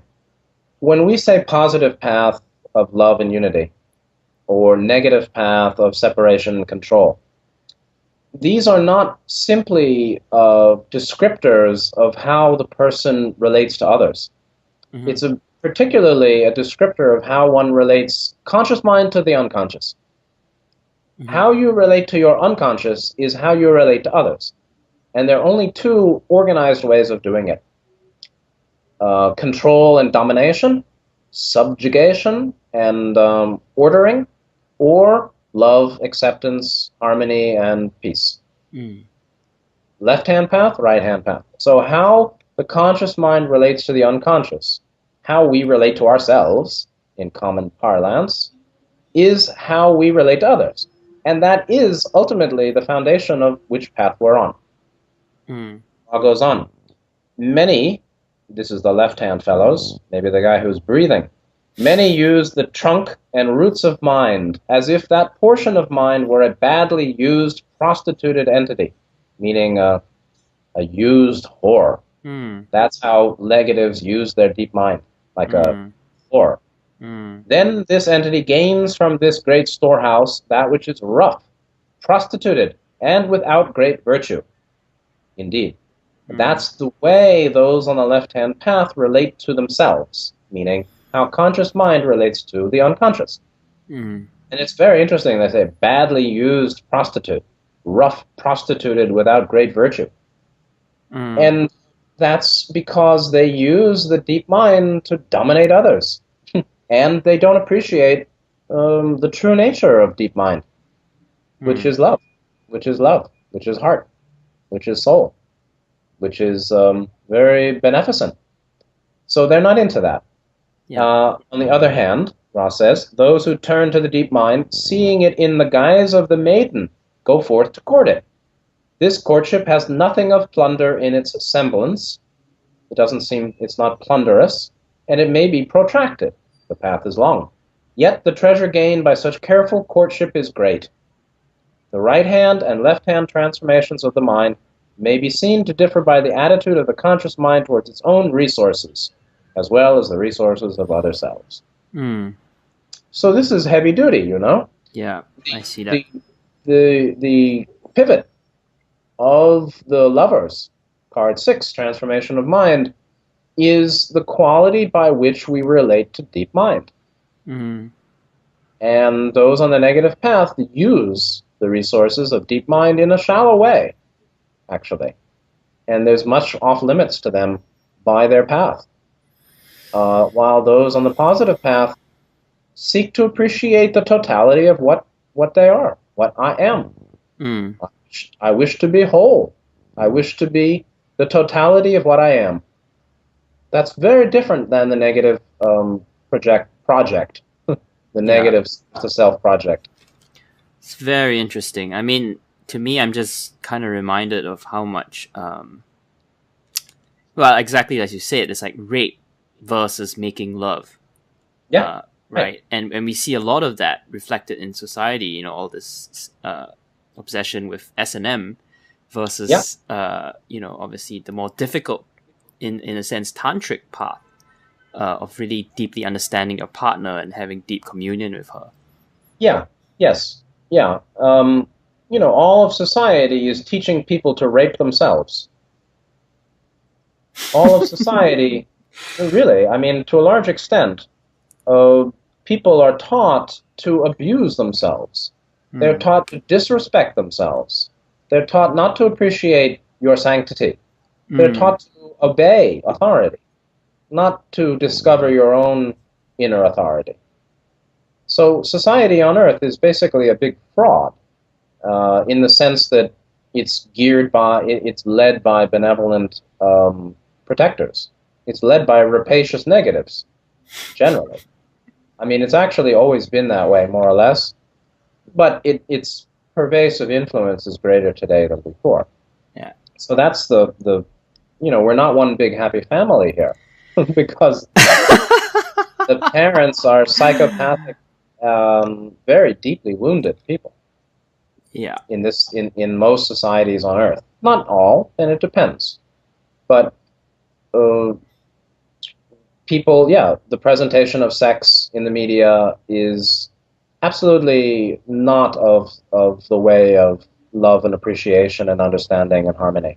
Mm. It's the difference between fucking and making love. Yeah. Yeah. Yeah. And Definitely. you see what happens is if people are constrained and their aspirations for freedom and happiness are denied and frustrated repeatedly by the strictures of society, then people grow resentment towards it's a free floating resentment. I'm angry at life. Mm. People who hate God, Mm. people who walk around, it's very easy with a Mm. lot of anger, and a lot of Mm. people have. Mm. And that anger has to go somewhere. Yeah. And where it often goes is into the negativization or the bastardization of sexuality, Yeah. Yeah. and that's considered okay. Mm. So I mean, the real thing is that people in this world have been led to direct their attention far from their essence: distraction, anonymity, and sleep. All said. Mm. And I see this all the time. I see people and I see them acting a certain way that they feel is going to make others happy or presents a certain image to society, or they're so proud of their high position, or they're very concerned with what others are doing, or they've shaped themselves according to the trend or the fad. It's so self-disrespecting. It's Mm. such a dismissal of our true nature. It's such a redirection of mind away from the heart of mind, away from the inner bounty to Okay. the outer dust, and it's sad. And that's why the people here will repeat.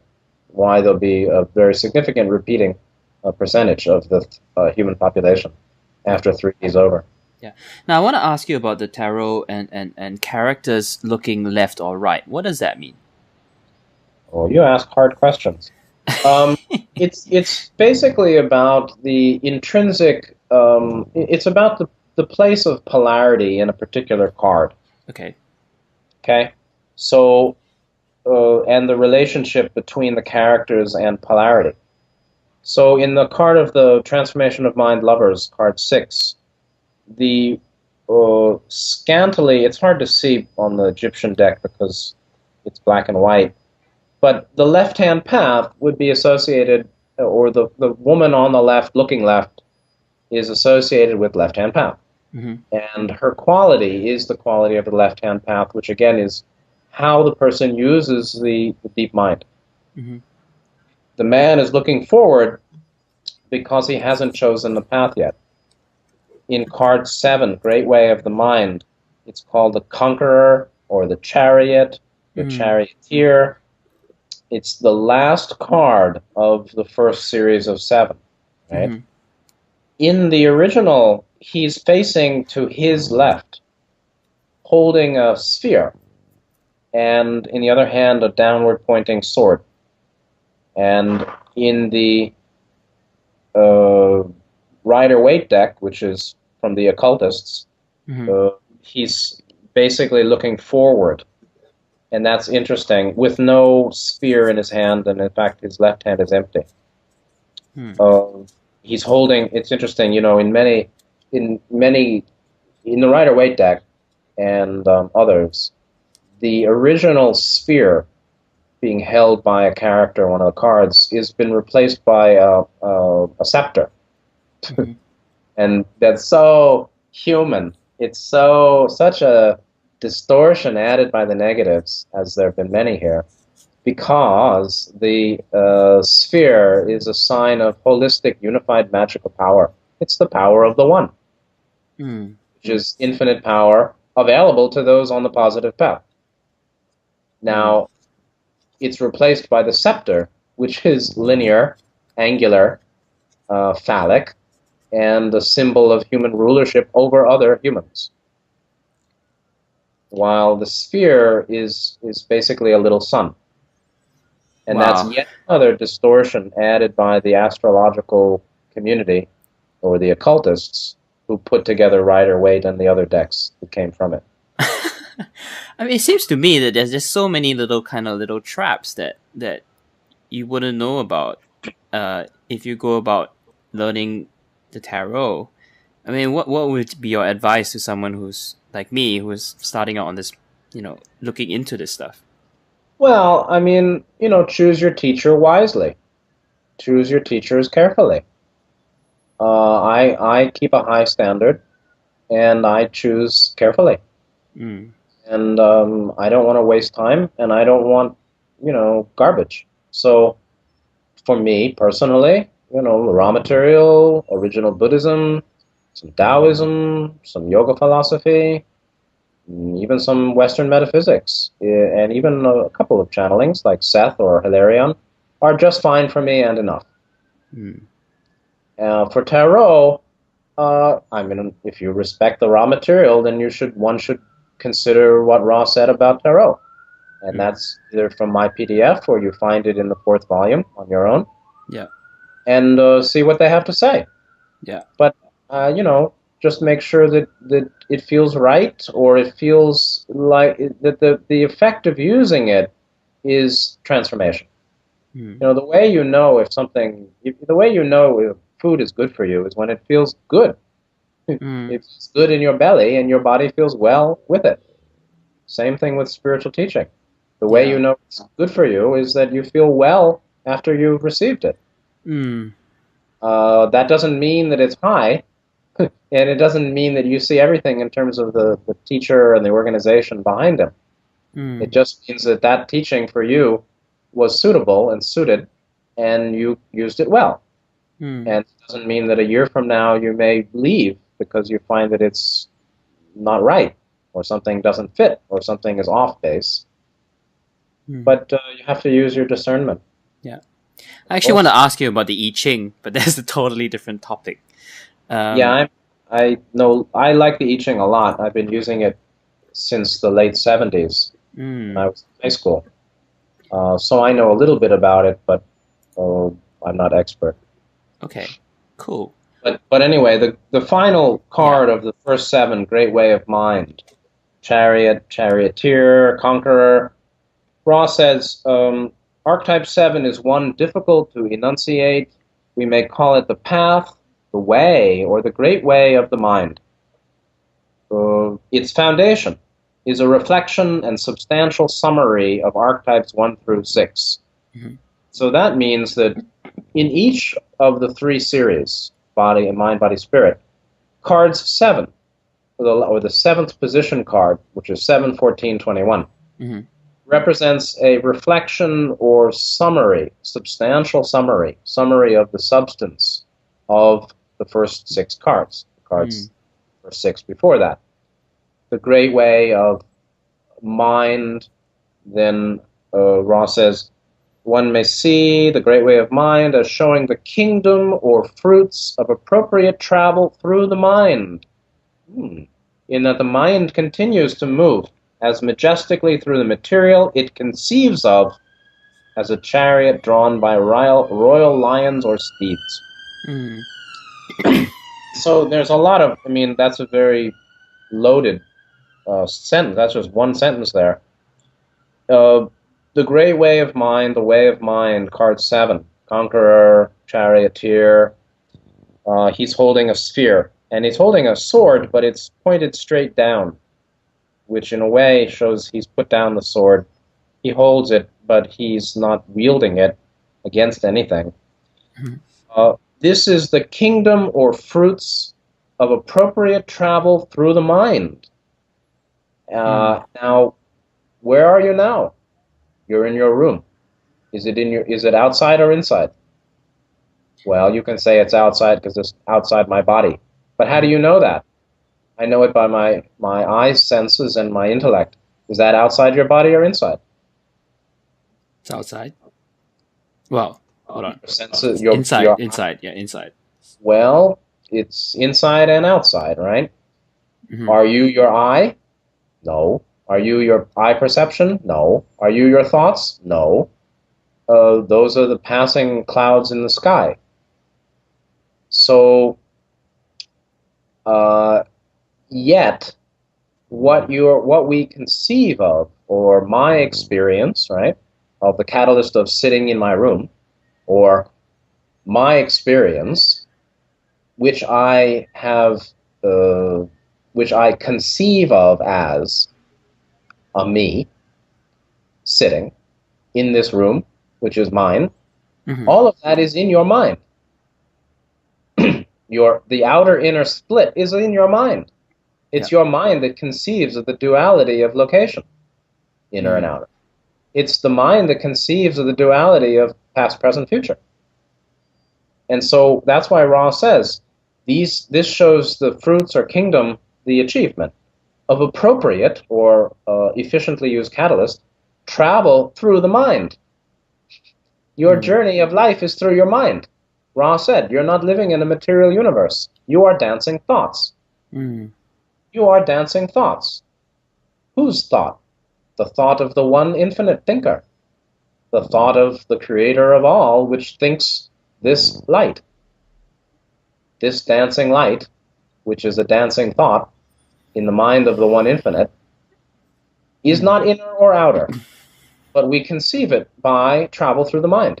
So your life is not a travel in the outer world, or your outer travel in the world is your mind conceiving of outer travel in the world. The mind conceives of, I used to be a child and now I'm adult and later I'll be old. The mind conceives that. Yeah. The mind conceives how you think of yourself and how you think of your life and how you define everything. And that's obviously the Buddhist and Hindu concept that the world's a dream. Yeah. Well, the Buddhist statement was, things are not as they appear, nor are they otherwise.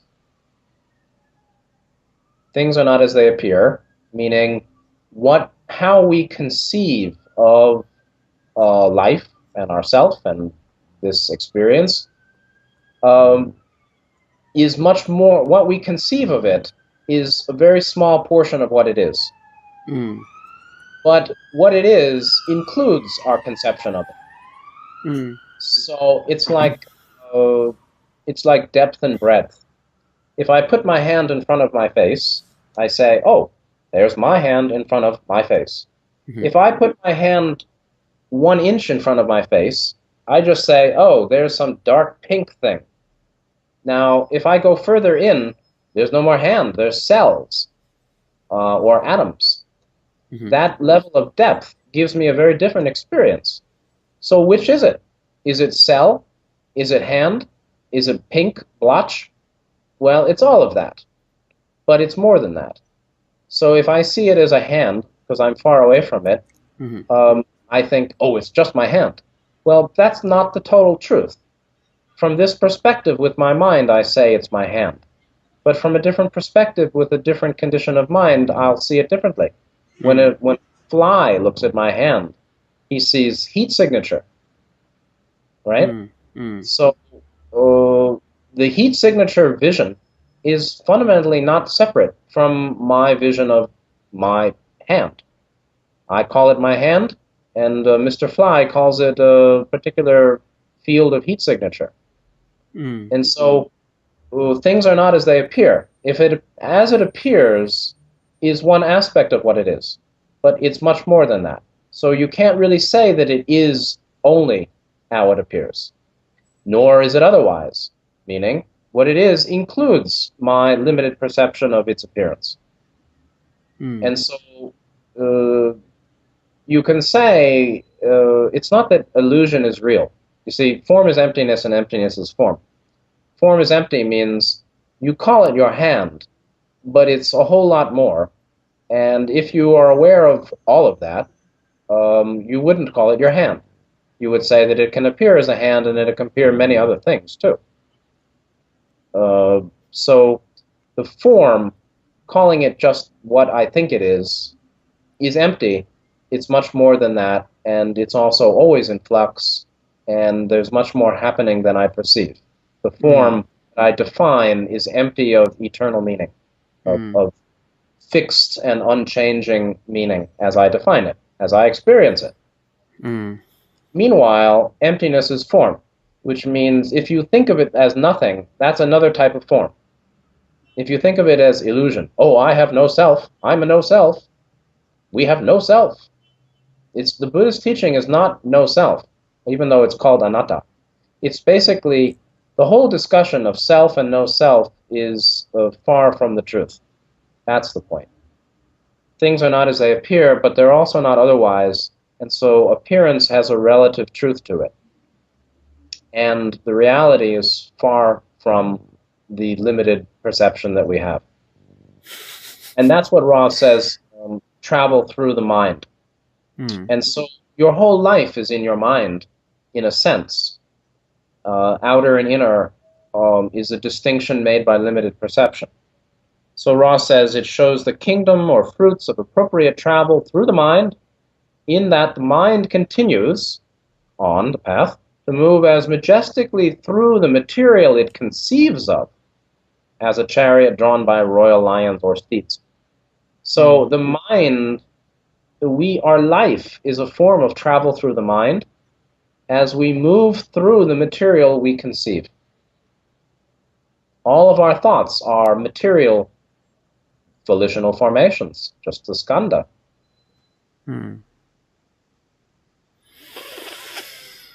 Wow. That we're conceived. We're living through our conception.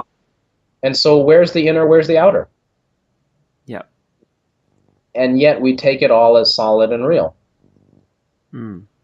That's the teaching of illusion, or the idea that self is illusion, life is illusion, ego is illusion, is to counter the belief in permanence and substantiality. Once one realizes that substantiality is a dream, then you have to understand that our conception of emptiness is also a dream. Wow. And so that's why Buddhism doesn't talk about unity, even though true Buddhism, in my view, true is a Theravadan Pali canon, and that's it. Sorry, everybody else. So Buddha doesn't talk about unity, never. Never. The Buddha doesn't say, oh, the one true nature. No, the Mahayanists and the Tibetans do that. The Pali canon doesn't do that. The original Gautama didn't talk that way. Because the teaching of unity is a temporary expedient means to heal the delusion of duality. Once that's been healed, then one has to realize that there is no substantiality to unity either. It's really called infinity. So what about the law of one? Ra's in late 6D, they're not in 8. Interesting. Hear, hear. Wow. So would you say that original Buddhism in what you've encountered is probably the highest quote-unquote teaching that you've found so far? You know, again, Ra doesn't say everything. The Buddha doesn't say everything. Zhang Su, Lao Tzu, they don't say everything either.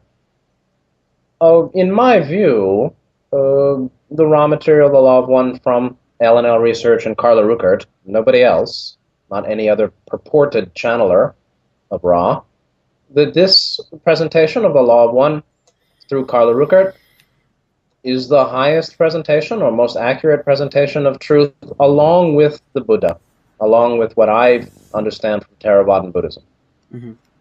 And that's it. The Buddha didn't talk about cosmology. The Buddha didn't even talk profoundly about karma. The Buddha had nothing to say about unity or higher self, nothing to say about ETs, except that the Buddha did talk about the devas and the asuras, higher dimensional positive and negative entities, actually. But yes, I would say that the original Buddhism, which is in the Pali Canon, and the Law of One through Karla Ruckert, is about the best you can do. I mean, Nityananda was was an avatar and a Buddha, and I think Nityananda is up there also. But that's just me. Yeah. You know? Yeah. What about last question? Well, I mean, we're gonna start winding up soon because it's been a long session. What about the Advaita and Ramana and all those guys? Oh, I like Ramana Maharshi a lot. I think he's great. Definitely. Definitely. And I like the spirit of Yogananda. His organization is a different matter. And I really don't know about his teacher, Sri Yukteswar, but I like Ramana Maharshi a lot, for sure. I just don't know that. And I like Nisargadatta Maharaj, who was a student of Nityananda, by the way. So I like those. But almost everybody else I don't really care for much. You know, because I don't want a human teacher. If he's human, I don't want a human teacher. I want a guy who's out of the situation. Do you not think someone can be self-realized in human form? Oh, of course they can. Absolutely. Nityananda was. Buddha was. Ramana Maharshi was. Is. Yeah. They all are. Yeah. Absolutely. Those guys are, no doubt. But they're also not human now. Interesting. Have you heard of this guy called Muji? Noji. Muji. No. Okay. Yeah, I know. No, I didn't. No. Okay, interesting. Well, I mean, he's a student of Papaji, who was obviously a student of Ramana, and I met up with him recently. I interviewed him actually, and yeah, I he made an impact on me. I'm just wondering if you heard of him. No, I didn't. Okay. You know, everybody needs different stuff. Yeah. And so you've got to find what works for you, but don't assume that it's the penultimate, and be careful. Be careful. Yeah. If the guy's talking about ego, there's a problem. Of course. Scott, thank you so much for being with us. Any kind of last things you'd like to mention? I just give my website, or you give that on your links. Yeah, I will, and I will give the link to the Tarot and the Archetypal Mind PDF, because I think that's really necessary for what we've been talking about in these 2 hours. Yeah, I would also say I do counseling by Skype, and if anybody wants personal dialogue, so long as you're not an Illuminati faker agent, come my way. I get the Illuminati faker agents also, because they need help, but they don't know it. So they like to come to me also. Gosh. Yeah, I have had not a history, but I've had many fake clients come to me who are Illuminati agents, and they're pretending to be clients, but they're doing some kind of trip, trying to lay a trip on me. So that's part of, be careful, you know. There are teachers, there are healers, there are big shots who are on the left-hand side, or they are agents. You know, all the spiritual communities. I mean, all the fields, you know, like healers or channels or gurus or whatever. You know, all those different portions. There are people you really shouldn't be following unless you want trouble. Gotcha. But I would just say the study of tarot from Ra, as they presented it here, shows that the creator of the solar system, meaning the Logos, the architect, the originator of the body, mind, spirit system we're using. That's heavy, right? The guy who made it, the triadic vehicle, body, mind, spirit that we use, wants us to grow and be happy and to be well. And the very nature of the architecture and the structure of deep mind contains an understanding of the whole path. Mm. And life is geared to evolution. Life is set up for soul evolution. That's what Mm-hmm. it's all about. Ra said the purpose of incarnation is the evolution of mind, body, spirit. Very simple. Mm. And it's the hope of the Creator that all beings develop themselves fully and realize their totality and happiness. And that's beautiful. The sun is your friend. And so the one creation is built from love. It's the substance of light itself is born of love. And that is fully present within ourselves. Mm. And if we seek, we find it. It's an extremely wild journey, isn't it? Yeah, it's a pretty interesting situation. Scott, thank you so much again. Yeah, thank you too. He said they communicated to the beingness in the rock, the allness, the allness of the rock, which is basically the higher energy fields of the rock, the mineral, and were able to shape it according to their design. And so there's no way that scientists can understand how the Egyptian slaves built the pyramid, because they didn't. It was built by mind, by Ra, and in one piece appeared instantaneously overnight. That kind of reminds me of the quote by Jesus. It says, "If you say over to that mountain, move, and it will move," or something like that. I'm paraphrasing. Yes. That's the power of mind wielding force that can change the conditions of matter, create matter, destroy matter, move it around. And then, of course, there are technologies with sound also. But interestingly, it's very esoteric. The physical sound that could be made that could shatter glass or esoterically move rock is another form of sound of the thought of the adept, or Ra, that was able to form the rock of the Giza pyramid. They're both forms of vibration or sound. One is verbal, vocal, audible, and the other one is mental. And they're both vibratory telekinesis, you can say. Yeah. So the point is that Ra claims to have given that the origin of the tarot is basically the priests of that time, around the time of Akhenaten, 3,500 years ago, who were taught by Ra directly, who created the images of only the 22 major arcana cards. And Those are the trumps, yeah? The trumps, yeah. The major arcana, 22 cards. That's all the tarot was originally, according to Ra. And it was a system of teaching for the initiates who were working with the pyramid and working with elder teachers for transformation of mind, body, spirit. So it was a training tool. It was a training form that was used to trigger deeper inner work.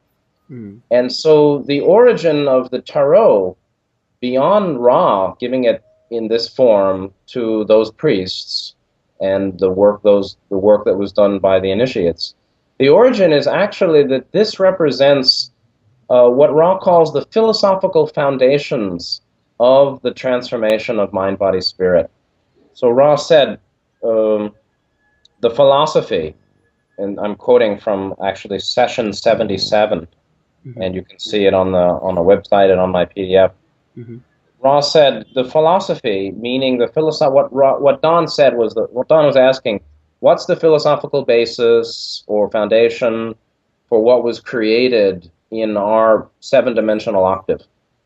The philosophy for experience and transformation for the human level in 3D in the solar system. Higher dimensional position.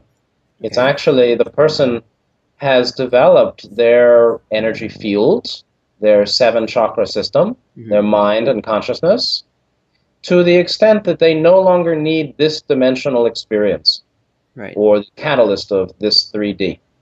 So that harvestability is a metaphysics and an energetic matter. And of course, it's related to consciousness. And so the meek shall inherit the earth, said Yeshua, meaning those who are working from fourth chakra or love, universal unconditional love to some extent, to a required degree, will graduate or will, be with the earth in its fourth density experience to come. Hmm. So that would be considered a type of initiation. That's the big one.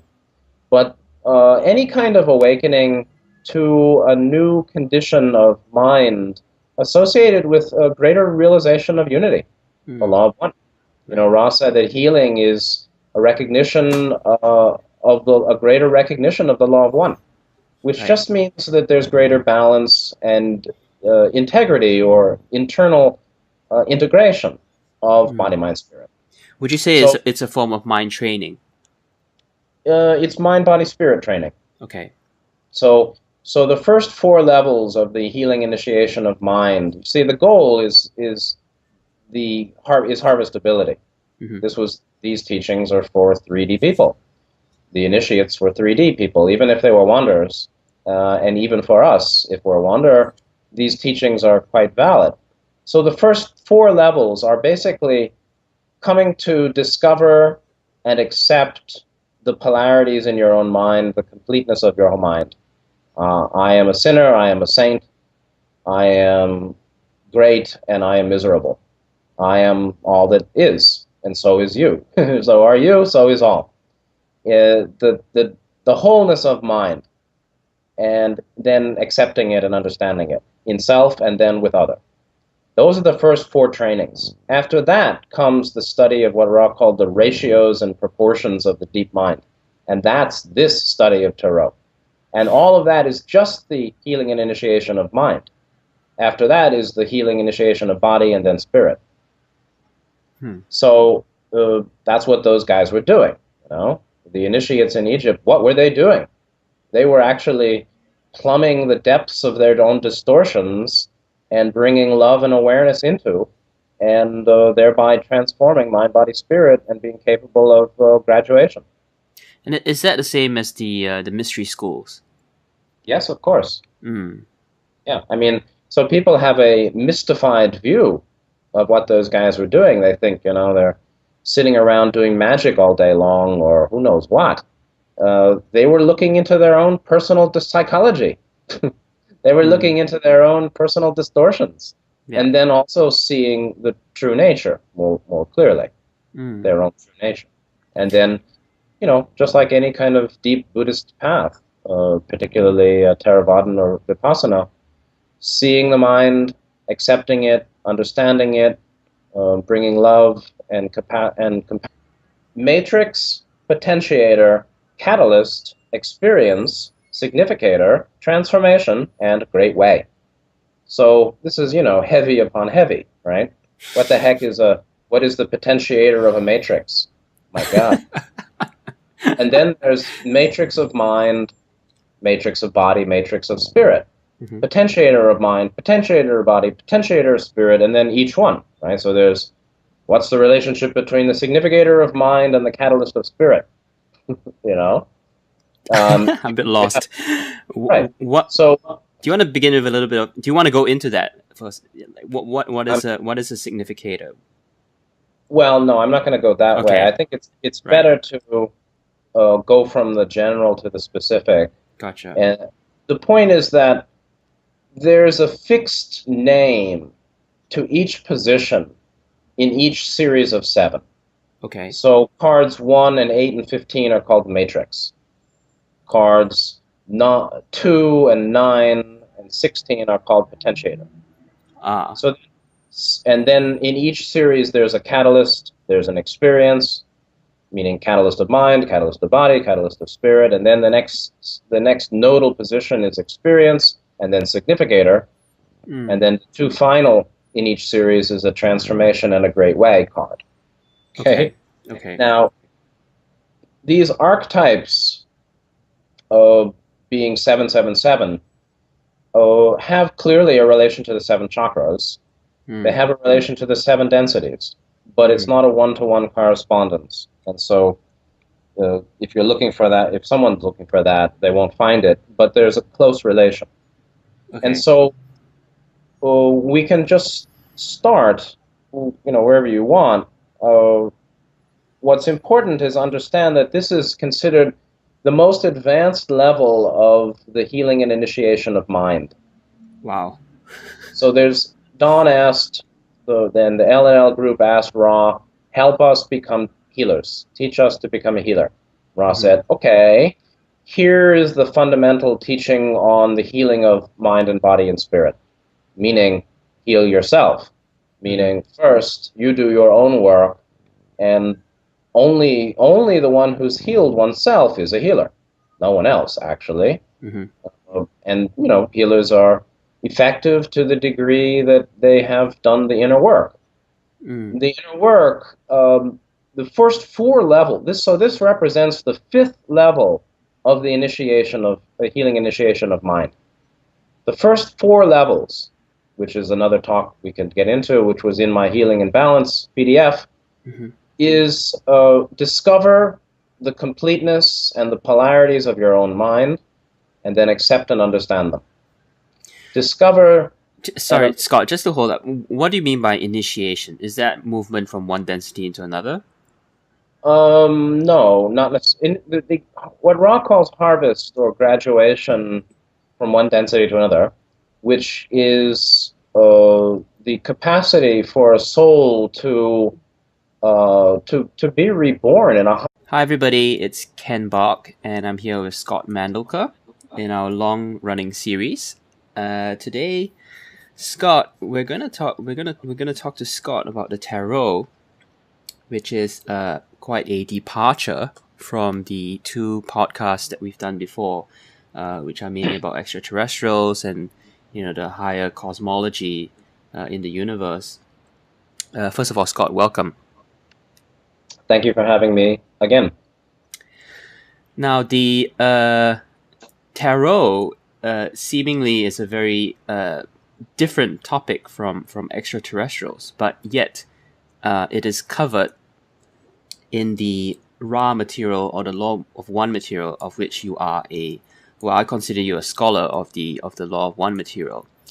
And that just speaks to the really wide-ranging and far-ranging, how should I say, coverage of Ra.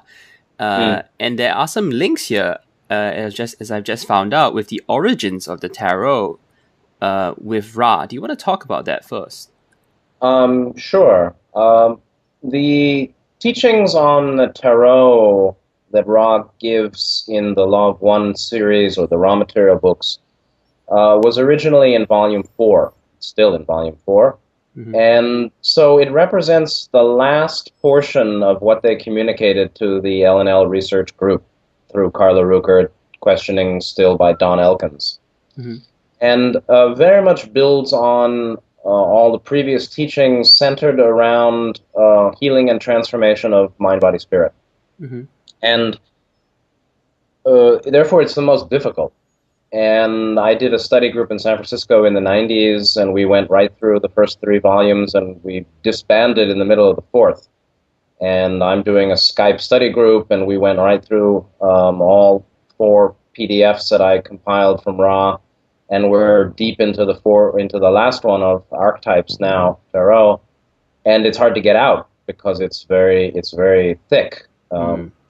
So it represents the advanced teachings of Ra to the LNL research group. So that has to be borne in mind, and it's very challenging. So the link between extraterrestrials and the tarot through Ra is that Ra claims, first of all, to be a 6th-density extraterrestrial group working with a confederation of planets that help the evolution of life in the solar system, among other solar systems. And that's the Confederation of Planets, as they call it. Confederation of Planets in service to the one infinite creator. I don't know if that's their real name, but they have that spirit. And so Ra claims to have built the Giza pyramid. Ra gave extensive information on the function and the metaphysics of the king's chamber, the queen's chamber, the underground chamber, and the formation of the pyramid, Giza pyramid, which they say they built by thought, and not by, they said they made it out of everlasting rock, meaning and so it's the tarot is basically an approximation of the philosophical foundations created by the Logos, by the creator of this 7-dimensional solar system, for transformation of our being in third density physical. And so there's an extremely orderly structure to the 22 cards. Namely, the first 7 represent a cycle of mind, the second 7 body, the third 7 spirit, and card 22 is called the choice, which really represents the capacity for harvesting or graduating out of 3D physical and moving into density. And 22, what's 22? What's card 22 in the major arcana? You mean what's the name of that card? Yeah. It's called the choice. Ra calls it the choice. Is that what it's called in the regular tarot? I see. Okay, no, actually, it seems that they're what's called card 0, yeah, or the Fool, okay, is, yeah, that's interesting. You know, I confess this is the area of the raw material that I know the least, because my personal studying, I, found that it was just not necessary for me. Yeah. And now I'm learning a lot by teaching it. Card 22 is the same as card 0 or non-numbered, which is the Fool. And okay. the Fool in Ra system is called the choice. Yeah. That's very, very interesting. But it's premature to explain that or get into that right now. Gotcha. Okay. We go to the other ones. Yeah, it's interesting because I'm looking. I mean, I'm sure this is going to confuse matters, but I'm looking at the Crowley deck, and the last card in the major arcana is the Universe 21, but yeah, the Fool is 0. Yeah, but it's anyway. 20. What Ra calls 22 is the Fool, or non-numbered, or 0. Gotcha. So Ra was saying, the philosophy, I'm quoting, the philosophy was to create a foundation, first of mind, then of body, and then of spiritual complex. And so these another term that Ra uses is concept complexes. Each of the 22 cards is a complex of ideas. And there's a perfectly orderly progression from 1 through 7 in each of the 7. So there's 1 through 7, which is 1 through 7, a series of mind, and then 8 through 15, and then 9 through 21.